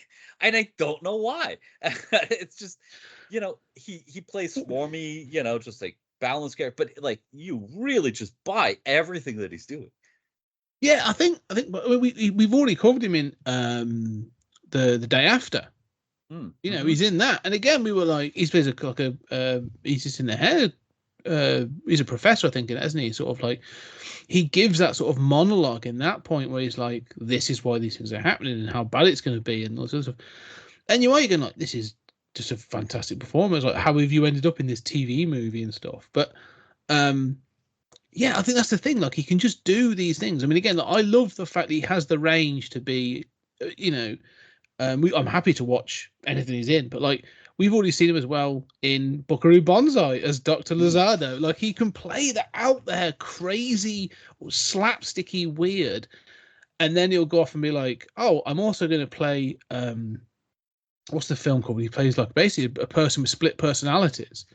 With identity, dissociative identity disorder. And that's really scary. Like, he's so good at switching between the two, and it's really sinister. So yeah, he's just one of those actors that I just enjoy watching. He's always going to bring something when you go like, oh, he's an actor. Like, this is an actor who's going to bring something interesting to the role. And he does on this.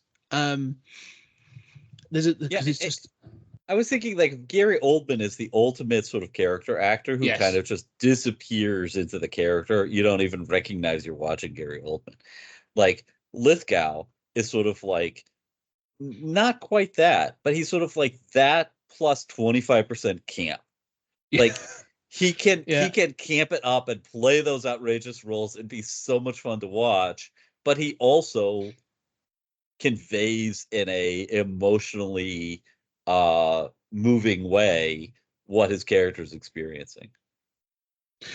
Anyway, enough. We love Lithgow. We do. John Lithgow's amazing. But I think one of the things in this performance is this sort of thing of he has that kind of like, as you say, sort of the charisma of Shatner, in that he's kind of sort of buttoned down though, isn't it? Kind of like, he is nervous and he's flying, he's there with his wife and stuff, but it's kind of, he's never going to have a hair out of place. He's never going to look too sort of like rumpled from whatever happens, even to the end. I mean, the end sort of section is similar where he goes through the window and stuff, but like from the off, like this is kind of like you're talking Shatner. Yeah, Shatner. Like, when he sort of like plays it, and when you introduce the Lithgow version in the bathroom of the toilet of the plane, like even though it's shot, like it's down, the sink's moving, the water's sort of shaking around, like everything, and the way he's already sweating. He's sweating, he's rumpled, his hair's everywhere. But what I think's amazing, again, this goes to like George Miller and sort of the way he sort of, obviously visualizes this. Everything that's going on in that bathroom, that small little area, is manic. Like, you would think the plane is going through the worst turbulence of anything. And then you just see these two stewardesses stood outside going like, "Sir, are you okay?" And it's fine. Like, it's... Yeah. And it's a little stormy out, but, Yeah. But it conveys that his sense of panic in that room is what's elevating this fear. And so again, it's really well done to sort of just show his state of mind through that. You're like, oh, this guy is not in a good place. And yeah, to get back to like the comparison, like Shatner, even when Shatner in that episode says, "Oh, I'm sorry, like I must be hallucinating," right? Like like he's doubting himself, and he knows, he's at his most self-deprecating. He's still got to be the confident man in charge, right? Because he's Shatner. He's got to be that's why he was chosen for Kirk, right? I mean, I get it. But, he's the kind of actor who says, I can't look bad in this scene, right? Yes. I've got to be the macho, suave. And Lithgow's just like, fuck that noise. Like, I think I should be sweatier. I think I should look more paranoid, more, yeah, and you're right that Miller shoots it in a way that is, claustrophobic. You feel like this is a bathroom, right? So often you're like in a bathroom on an airplane, and it feels like it's, a studio apartment in size. Yeah, you're right. Right from the beginning, it sets that it's willing to go there and really show a man unraveling. Yeah. Oh, yeah, and I think that's where sort of it goes. You say unraveling. I think I like the fact that. And also more so than the original episode, the episode is very much focused on Shatner and that character and his sort of thing. It's got a little bit from others, but like not much. This is going to involve a whole bunch of other people. Like, you end up with a child with a camera that's sort of like in your face. There's the air marshal kind of thing who's got the gun, and then you've got these other people. Like, it really feels like everyone is shook up by the turbulence. There is some turbulence, and everyone's sort of kind of shaken up by it, and so there is reason for concern. But he's going to sort of like be the one that's sort of pushing the tension. And so I like that it's not just him. It's not like, oh, everyone's fine and this is just a flight, and it's just him going crazy. Like, everything else is actually rightfully sort of worried, but there's a sense that like his panic is kind of elevating everybody else, and even the sort of stewardesses kind of acknowledge that. So it just works in a kind of, I don't want to say like Hitchcockian, because it's not like a Hitchcockian response, but you kind of feel in that same way that like there are other people involved in this, and it's sort of, he is filmed at like a Dutch tilt at times to sort of make him feel like he's, it's sort of, everyone else is filmed straight, but he's always sort of at a little bit of an angle or whatever. So yeah, I think it's really well done. Everything inside the plane is fun, and he's great, and he's and even when he's trying to sort of pretend, he's trying to reassure the stewardesses that he's going to fall asleep and stuff, like, he leans into his more sort of lovable kind of charming self and that. So it works. Yeah, and even when he gets freaked out, he goes from 0 to 60.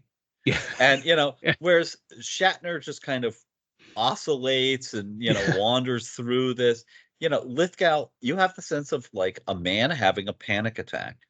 And you can feel that panic as, that, okay, I know this is all hallucination. I know it's all hallucination. Then it's like, oh my, like you really feel the plane's in danger. Yeah. The shots of the wing are really well done. Obviously, like the makeup is updated from the sort of silly makeup of the original.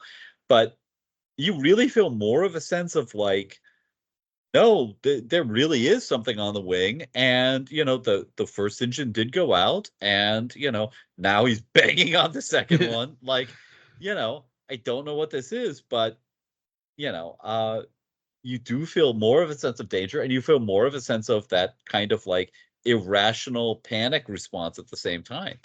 I think it's very effective. Yeah. Well, I think it's let's talk about the creature, the gremlin that's on the wing. As you sort of know, you said the design has been updated from the kind of silly design of the TV show. But that was a TV show in the 60s on a very limited budget. It did what it needed to do. But this one is kind of like the way it's animated and the way it's sort of like shot and stuff. It feels animalistic. It's kind of ripping away at the sort of the thing, and it's got a tail, and it's kind of like. But then you get the close-ups of it, and it's kind of leaning into almost there's a scene, there's a flash, there's a literally a part of a second, and it's almost Dante-esque going back to that past segment where the gremlin's got its face up against the window, and then you've got the John Lithgow's characters there as well, and their reflection is kind of sort of looking at each other, and one of them has like I think it's the gremlin sort of eyes go like bug-eyed, like it goes, and it's kind of eyes grow stuff. And it's just for a second, but it's like it's very well done. It's excellent. And then, but I'm like, oh, it's going to be, this is always going to be a puppet. You're going to see it from a distance, but it's always going to be kind of thing. And then, but when it climaxes and he gets the air marshal's gun, shoots out the window, and he ends up getting sucked out, which is a great sequence, by the way. And then the gremlin comes up to him and just grabs his face. And you're like, what's it going to do? And then it sort of stops and goes, and waggles its finger at him and then runs off and flies away. I was like, I was like genuine. I was like, that's brilliant. Like that whole sequence is fantastic. Because it's weird. Like you see that like John Lithgow's kind of bizarre. Like he's weirded out by it, but he's kind of done what he needed to because he scared it off so it can land. Right. But you're also kind of like, this thing's flown off into the clouds, so it's still out there, and it can attack anything else. And so, but it looks great. Like it looks really cool. The design of it is brilliant. Like it's got these sort of like spiky hair, and it's got these sort of like the teeth and the hand. It's such a great design. So I like that it slimes his face. Yeah, I mean, and that adds to the sort of like gross out kind of like Ghostbusters kind of, element to it, in addition to the wind and the rain, and you think, oh, maybe that'll be proof, the slime, which isn't, but. Can I ask you a question there? There's one part of this that I want to check. Okay? Yeah. Because there's a moment when he has his first panic attack, or he sort of sees it for the first time, and you see it out the window and the cloud sort of parts, and you see it ripping away at the engine and stuff. And he says, I saw this thing on the wing, and two other people cut in, and one of them says something stupid. I don't know what they say. So I think they're trying to reference the original episode and it's fuzzy or whatever. But the other ones, the woman says it's green and slimy. There's a woman, like an older woman, that says, "I saw it too. It's green and slimy." Is she the one who says you've got to humor them? Yeah, but she got it right. Yeah, and that's what kind of like, did she actually see it? Like, I don't know. It's a weird description to give that then turns out to be right. Yeah, that's true. Yeah, I mean, I think that's supposed to be a coincidence. Okay. I think she is genuine when she says you've got to humor them. Yeah. But yeah, but I mean, one of the things I do like here is that the other windows are open. And when he freaks out, he's, other people, he freaks out other people. I mean, it's like when if you've ever been on a train or a plane and somebody's has a breakdown, it affects other people, and other people, start freaking out too. It's sort of collective, viral infection. Yeah. And other people start screaming, "We're all gonna die!" And admittedly, one engine is out. They've had some turbulence. And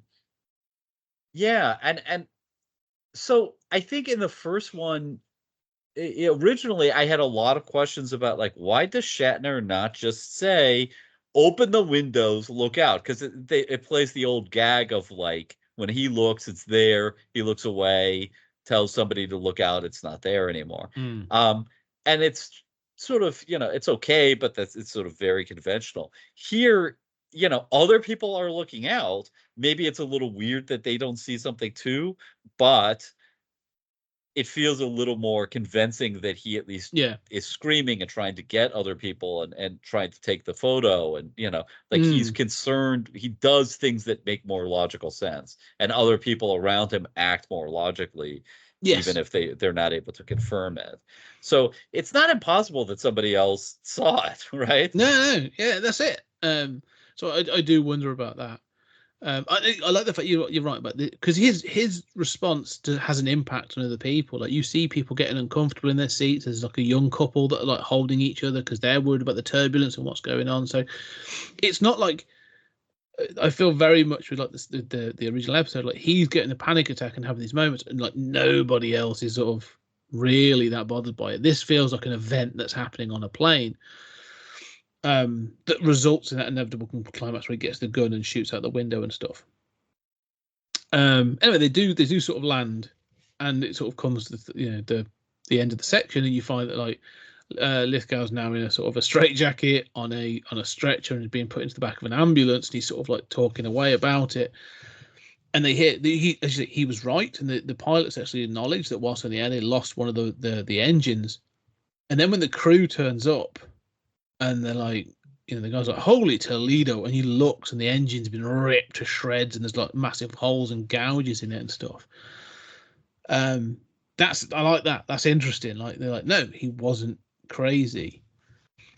What I think's a missed opportunity is I would love it if someone had gone, "Oh, again," like acknowledging that, like, there's like engineers are aware of this. Yeah. I actually thought about that too, because what I found myself thinking, because I love that they show the engineers, they show the mechanics, right? But I found myself thinking, like, I don't believe this for a second, but you'll hear people say things like, I have a friend who works as a mechanic. Yeah, it's always a friend, right? Yeah, friend of a friend. Yeah, I have a friend who works as a mechanic on those airlines, and they've seen this. You won't believe what they see. I've got a friend who works for the U.S. military. Let me tell you what they've got buried here and there, right? It's always a friend. But it kind of works as an urban legend, right? Yeah. Like, I mean, I have, if you know people who are doctors, none of them, will say anything like this. It's not reality. But, there are people who will say, well, talk to any doctor privately, and they'll tell you they have seen miracles. They've seen people pray, and the cancer disappears, and, people walk again and bones magically heal and stuff. Not the case at all, but people make those assertions. And so I found myself thinking about that in that mechanic sequence. So it's funny you said that, because we're thinking parallel, right? Yeah. Like, it would be creepy, wouldn't it? It'd be even more sort of like insidious. Yeah. They were like, the engineers know about this, and they're not going to stop the fact that, like, they can't stop Lithgow's character being taken away. They can't go, "Oh no, we did see something." Like, they can't acknowledge it. They have to sort of sacrifice him to be able to keep it away from customers. To ground all the planes. Yeah, exactly. So I thought that would be an interesting point, if that the engineers knew about this kind of thing. So look, again, got to fix another one. Well, we could even, have one of the old engineers. If they're like, "Oh, I've never seen anything like this," and there's an old engineer who's like, "Well, I did in WW2." Yeah, which is exactly what happened. And that's the Dick Miller story in Gremlins. That's his character, isn't it? Sort of, they used to do this in old WWII. So yeah, no, I think that would have been interesting. But he is taken away. He gets into an ambulance, and as the ambulance is driving away, you hear a recognizable voice say, "Well, enough of that." Turns off the sirens, and you see that Dan Aykroyd is driving the ambulance. And they sort of start, and he puts on some music, which is the song that was playing at the start of the film, and then just says, "Do you want to see something really scary?"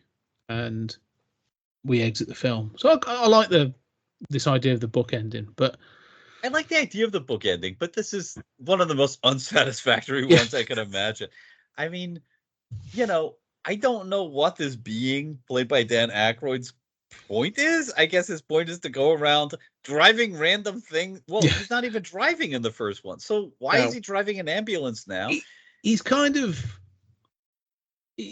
mischievous. He's almost like the Gremlin kind of thing, isn't he? He's just a freak. He's a creepy entity that we acknowledge, that sort of It's that meta thing, isn't it? Because the first section acknowledges the Twilight Zone and Burgess Meredith, and then merges into stories, and then obviously it doesn't end and we get the section like this is a story, and it kind of sort of gives you that kind of meta thing of like, oh, this is all kind of like you could be in the Twilight Zone too, kind of thing. So it's fun, but it's kind of just a throwaway thing, I think, more than anything. It's obviously a throwaway thing, and you know, I do like the idea of Aykroyd as the mischievous imp running around, and it's very Ghostbusters, isn't it? It is, yeah. Well, I wondered if, and it sort of, because this did relatively well when it came out and stuff.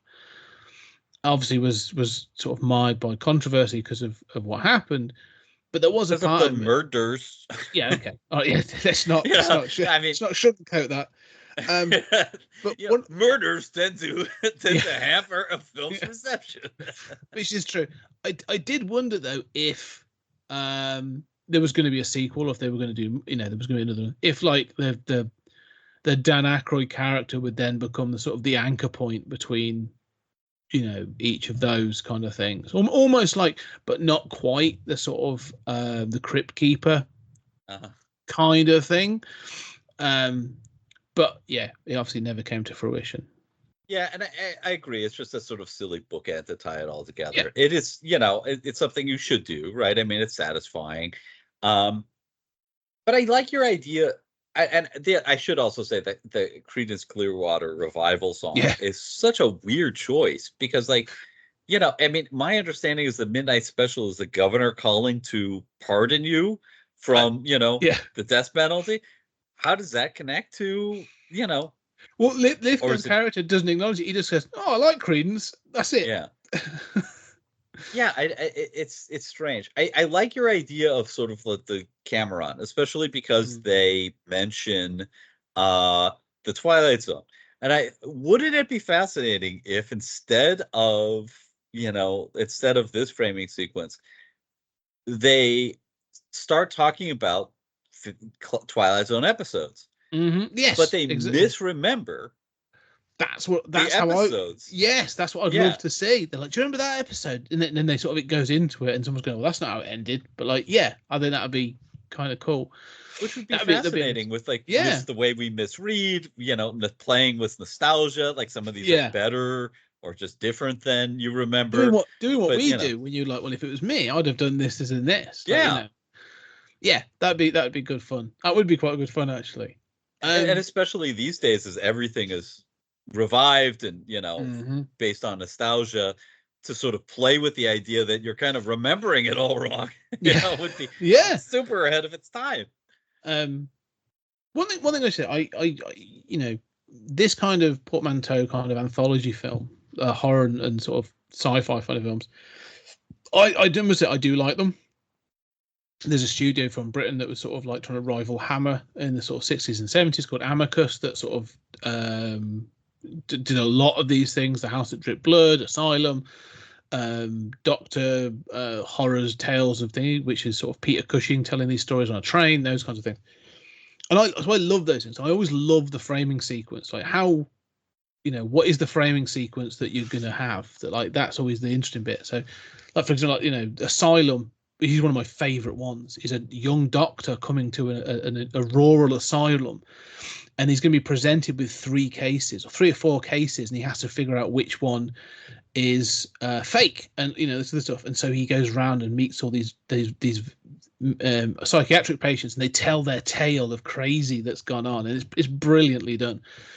It's got a great twist at the end. It's very sort of early 70s, but it's a brilliant film.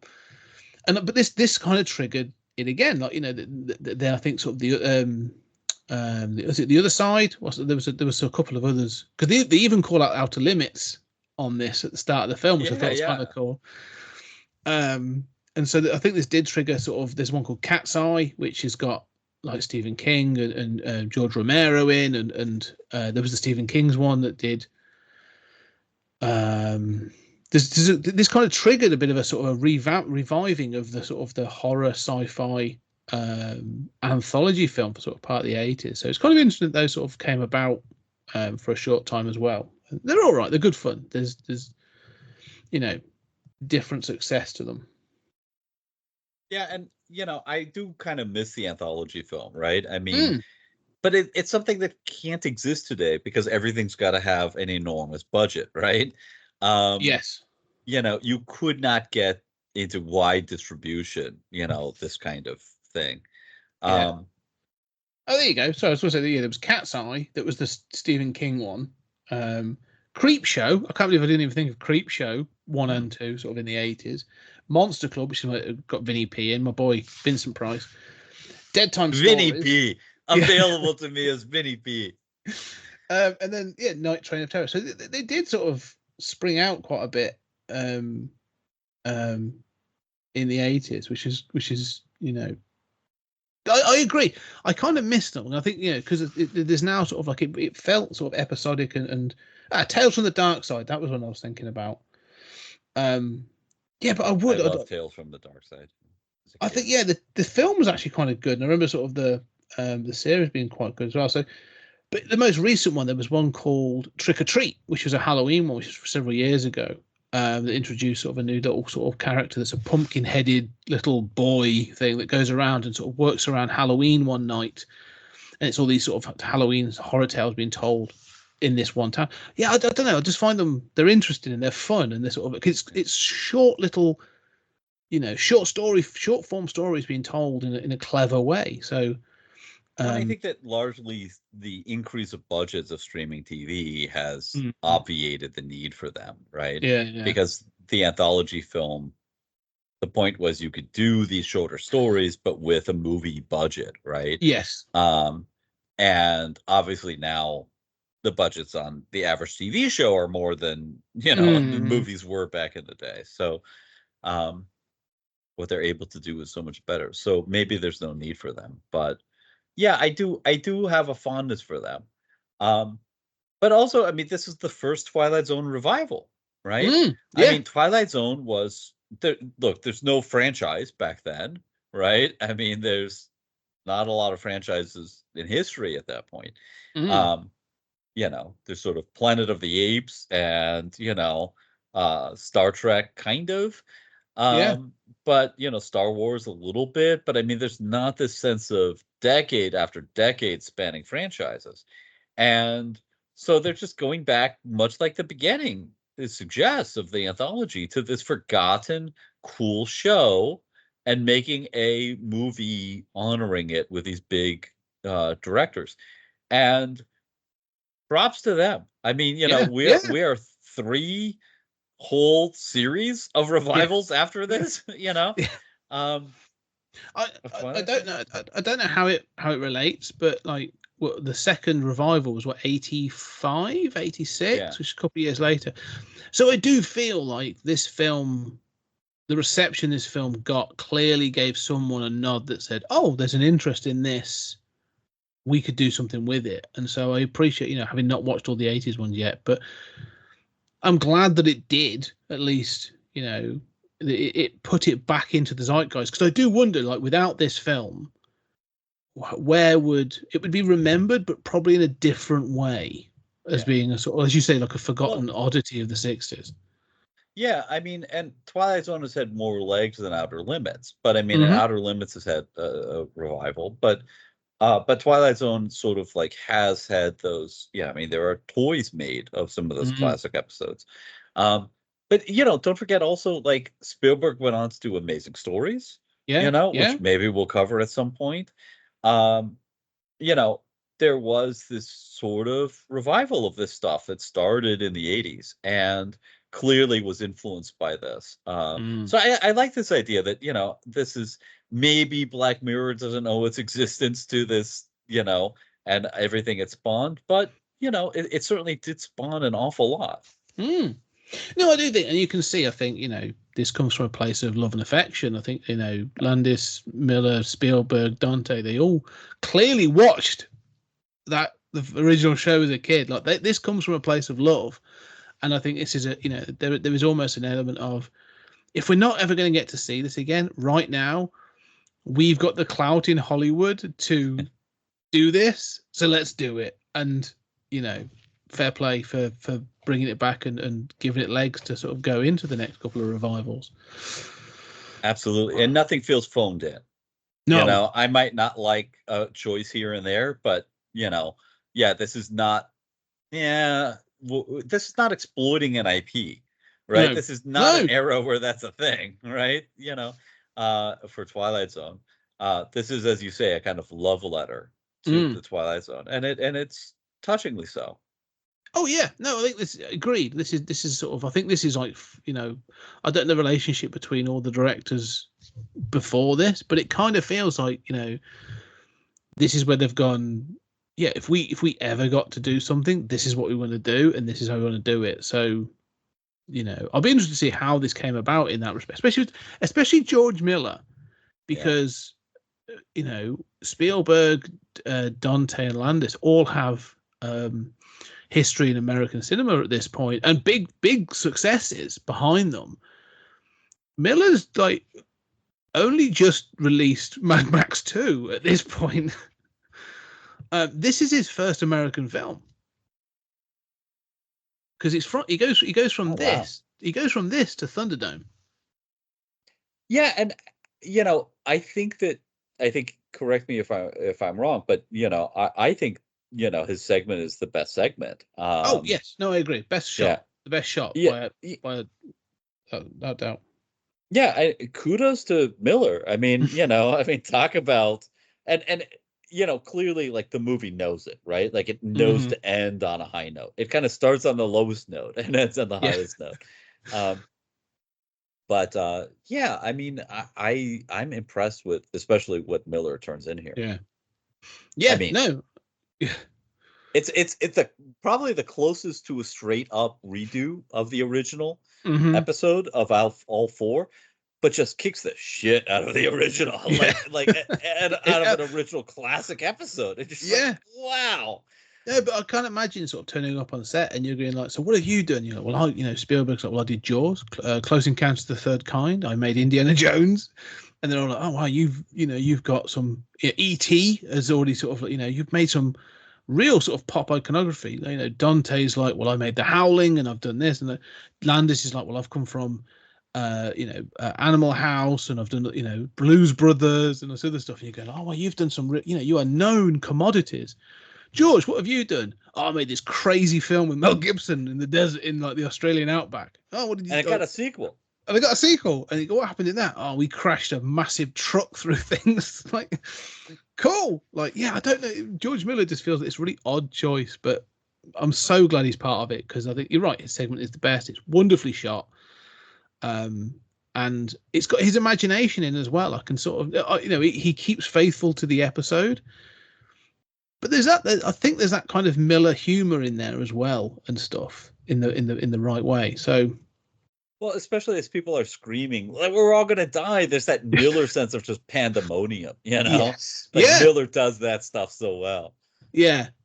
One of the things after, just watching this and having done, we obviously, relatively recently did the Mad Max series and stuff. And I've seen 3,000 Years of Longing and I haven't seen it for several years, but I like Witches of Eastwick.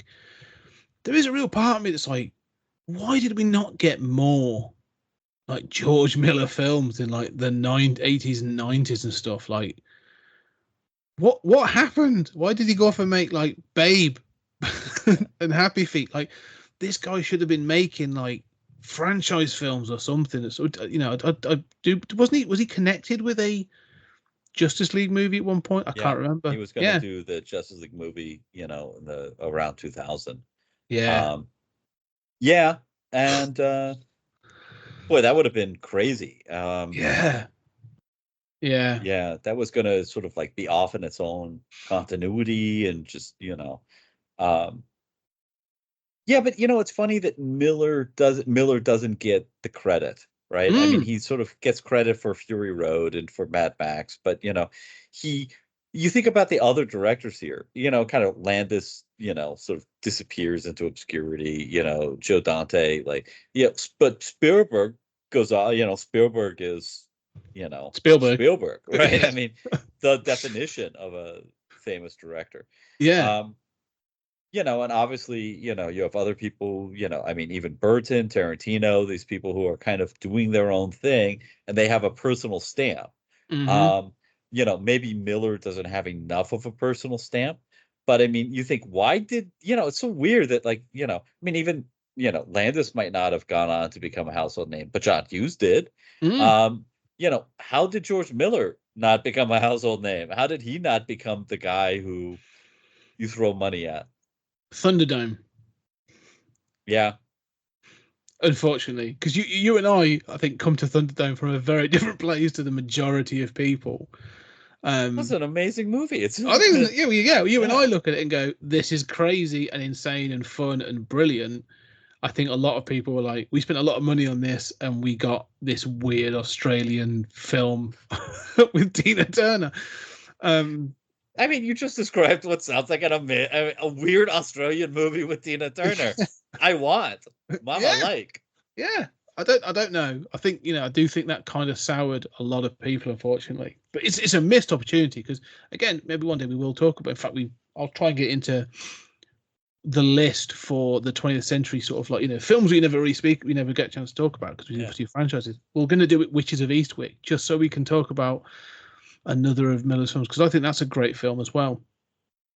But yeah, I don't know, and that went down a storm. So yeah, I don't know. It's an interesting. He should be better known, and he should have got more opportunities. I really think so. Well, that's the other thing about these anthology films. It's true of like Four Rooms too, right? Like they kind of end up, I mean, unless they're just done on the cheap with directors who aren't famous or whatever, they kind of end up representing an era because people had to come together, and these were sort of like, these are directors who were hot shit in 83, right? I mean, Miller was a little bit of a new voice, but it was a mix of these were relatively new directors. They're not the old guard, right? They're not on their first movie either. No. But and the same is true of some of these other anthologies where something organizes them together. Yes. But then even by the end of this movie, that's over, right? Because Landis and Spielberg aren't talking to each other. Yeah. I mean, it's so funny in retrospect to go back to that moment and think who made sense to pair up together, who did not only was sort of on the same level, but sort of like part of that particular Brat Pack or that particular group of up and coming auteurs. Yeah, I don't know. Yeah, you're right. This is kind of like a touchstone, I suppose, for that period, isn't it? Of like, I'm trying to think, like, who else would be applicable? Because you're right. Like, there aren't many. The rest would be considered the old guard. Like, you go, maybe like George Romero. No, he's, that's sort of past. And George Lucas. Yeah, he's not really horror associated. Right. Science fiction and stuff. So I wouldn't say Miller is really horror associated, but there's definitely a flavor of that in the Mad Max films that Yeah, I don't know. I don't know who else you would sort of say that was coming up during this period that you could sort of go, oh, that's. You could do Scorsese, right? Scorsese's kind of part of Scorsese and Lucas were part of, along with Spielberg, kind of that generation. But Scorsese was probably not going to be invited to do Twilight Zone. I'd love to see Scorsese doing a Twilight Zone show. That would have been amazing. Imagine if Landis dropped out and Scorsese came in, to fill his shoes. I would love that. Can't do that right now, but we've got somebody else who can replace him.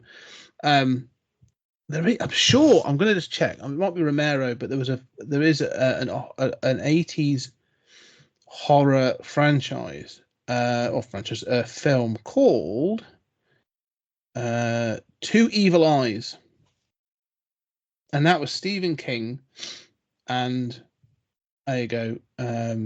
No, it was George A. Romero and Dario Argento. That's what it was. It wasn't Scorsese. It was Romero. That's what I was thinking, Romero. Okay. And that's an interesting one, but it's not great.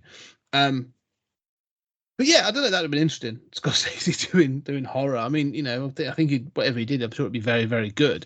Incredibly intense for like 25 minutes. But yeah, no, it'd be interesting. But or you could bring like Michael Cimino back, after Heaven's Gate, you could say, hey, One last studios, chance. it's just 30 minutes. Well, how much can Camino fuck up? Yeah, well, I suppose the other one actually would have been Toby Hooper, who obviously directed Poltergeist in '81 and obviously knew Spielberg. Good call. So, yeah, I don't know. There could have been others. Anyway, we'll sort of leave it there. Fun stuff. I would love to see a modern, not so much Twilight Zone, but I want to see, there are other sort of, anthology films. They're usually small, but I'd love to see famous directors come in to do. I think there's obviously a precursor to like Masters of Horror, which happened in the 2000s and stuff. But I will say, as a final note, in terms of Twilight Zone revivals, this, of course, it's not fair because it's a movie. It's got a movie budget and big names attached and stuff. But this is still my favorite Twilight Zone revival. And you think of the batting average of these four, this might suggest that future revivals, because of the anthology format, even if they don't get released cinematically, might think about an all-star approach, right? Rather than bring in like 8 directors to direct each episode. Well, that's that Masters. Let them go crazy. That's that Masters of Horror kind of thing where they didn't they? Do that, like you said, Masters of Twilight Zone Masters, and have people directing those Twilight Zone episodes. Yeah, bring in like modern ones. Really interesting, sort of like Robert Eggers coming in to do his version of a Twilight Zone would be amazing compared to all right, then the next one's going to be someone from like a Blumhouse kind of someone from that kind of thing. Yeah, there's so many you could do. And even if they fail, they're uniquely them. It's a unique, interesting take. So I think that's interesting as a concept. Yeah, I think I don't know who owns it at the moment. It's probably sort of, I think is it Max that kind of owns it was the last one that did the last sort of the last revival. One. I thought the last one was an Amazon exclusive. No, not over here. No, Paramount. It was Paramount. Yeah, Paramount has it. Yeah. So they've got the money and the clout. It'd be interesting to do.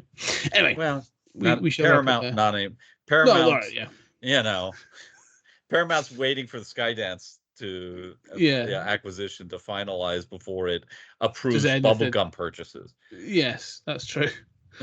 Anyway. We sort of, this isn't the end of our our Twilight Zone revival. Obviously there's much more for the future, but even for now we are going back to another remake or sort of a feature version of an episode that was taken that's called, remind me? For All Time. That's right. Yeah. It's a remake of Last Stop at Willoughby. Yes.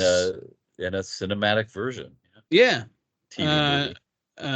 And also I think that it kind of extends the sort of the concept, doesn't it, and stuff. So yeah. So on the next episode we'll be talking about that. Available on YouTube. It's not really available heavily anywhere else. Or unless you want to spend £40 on a DVD for which we don't, but it's available on YouTube. So we'll be putting links into that in the episode. But for now, this is available on Amazon Prime in both states and in the UK. So it's available most places. Newly. For now. So do go check it out. Julian, thank you very much. It's been great. It's been a good discussion. I've enjoyed sort of getting into this one. Ladies and gentlemen, thank you very much. If you're supporting us on the Patreon, we greatly appreciate your support. And let us know what you think. Have you tried this out? Gone watched it? What's your thoughts on the Twilight Zone? Does this stand out more than the show? Are there any other stories that sort of like you think they should have adapted? If you're watching this on the stream later on, again, get in contact. What are your thoughts? And also, if you're on the stream and not on the Patreon, what are you doing? Get on the Patreon. There's so much stuff on there. If you like what we're doing, go check out everything else. Anyway, for now, though, Julian, thank you very much. And, thank you. Ladies and gentlemen, thank you very much. And we shall see you on the next episode.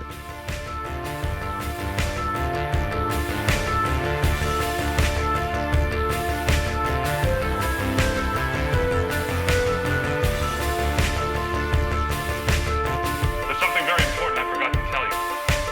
What? Don't cross the streams.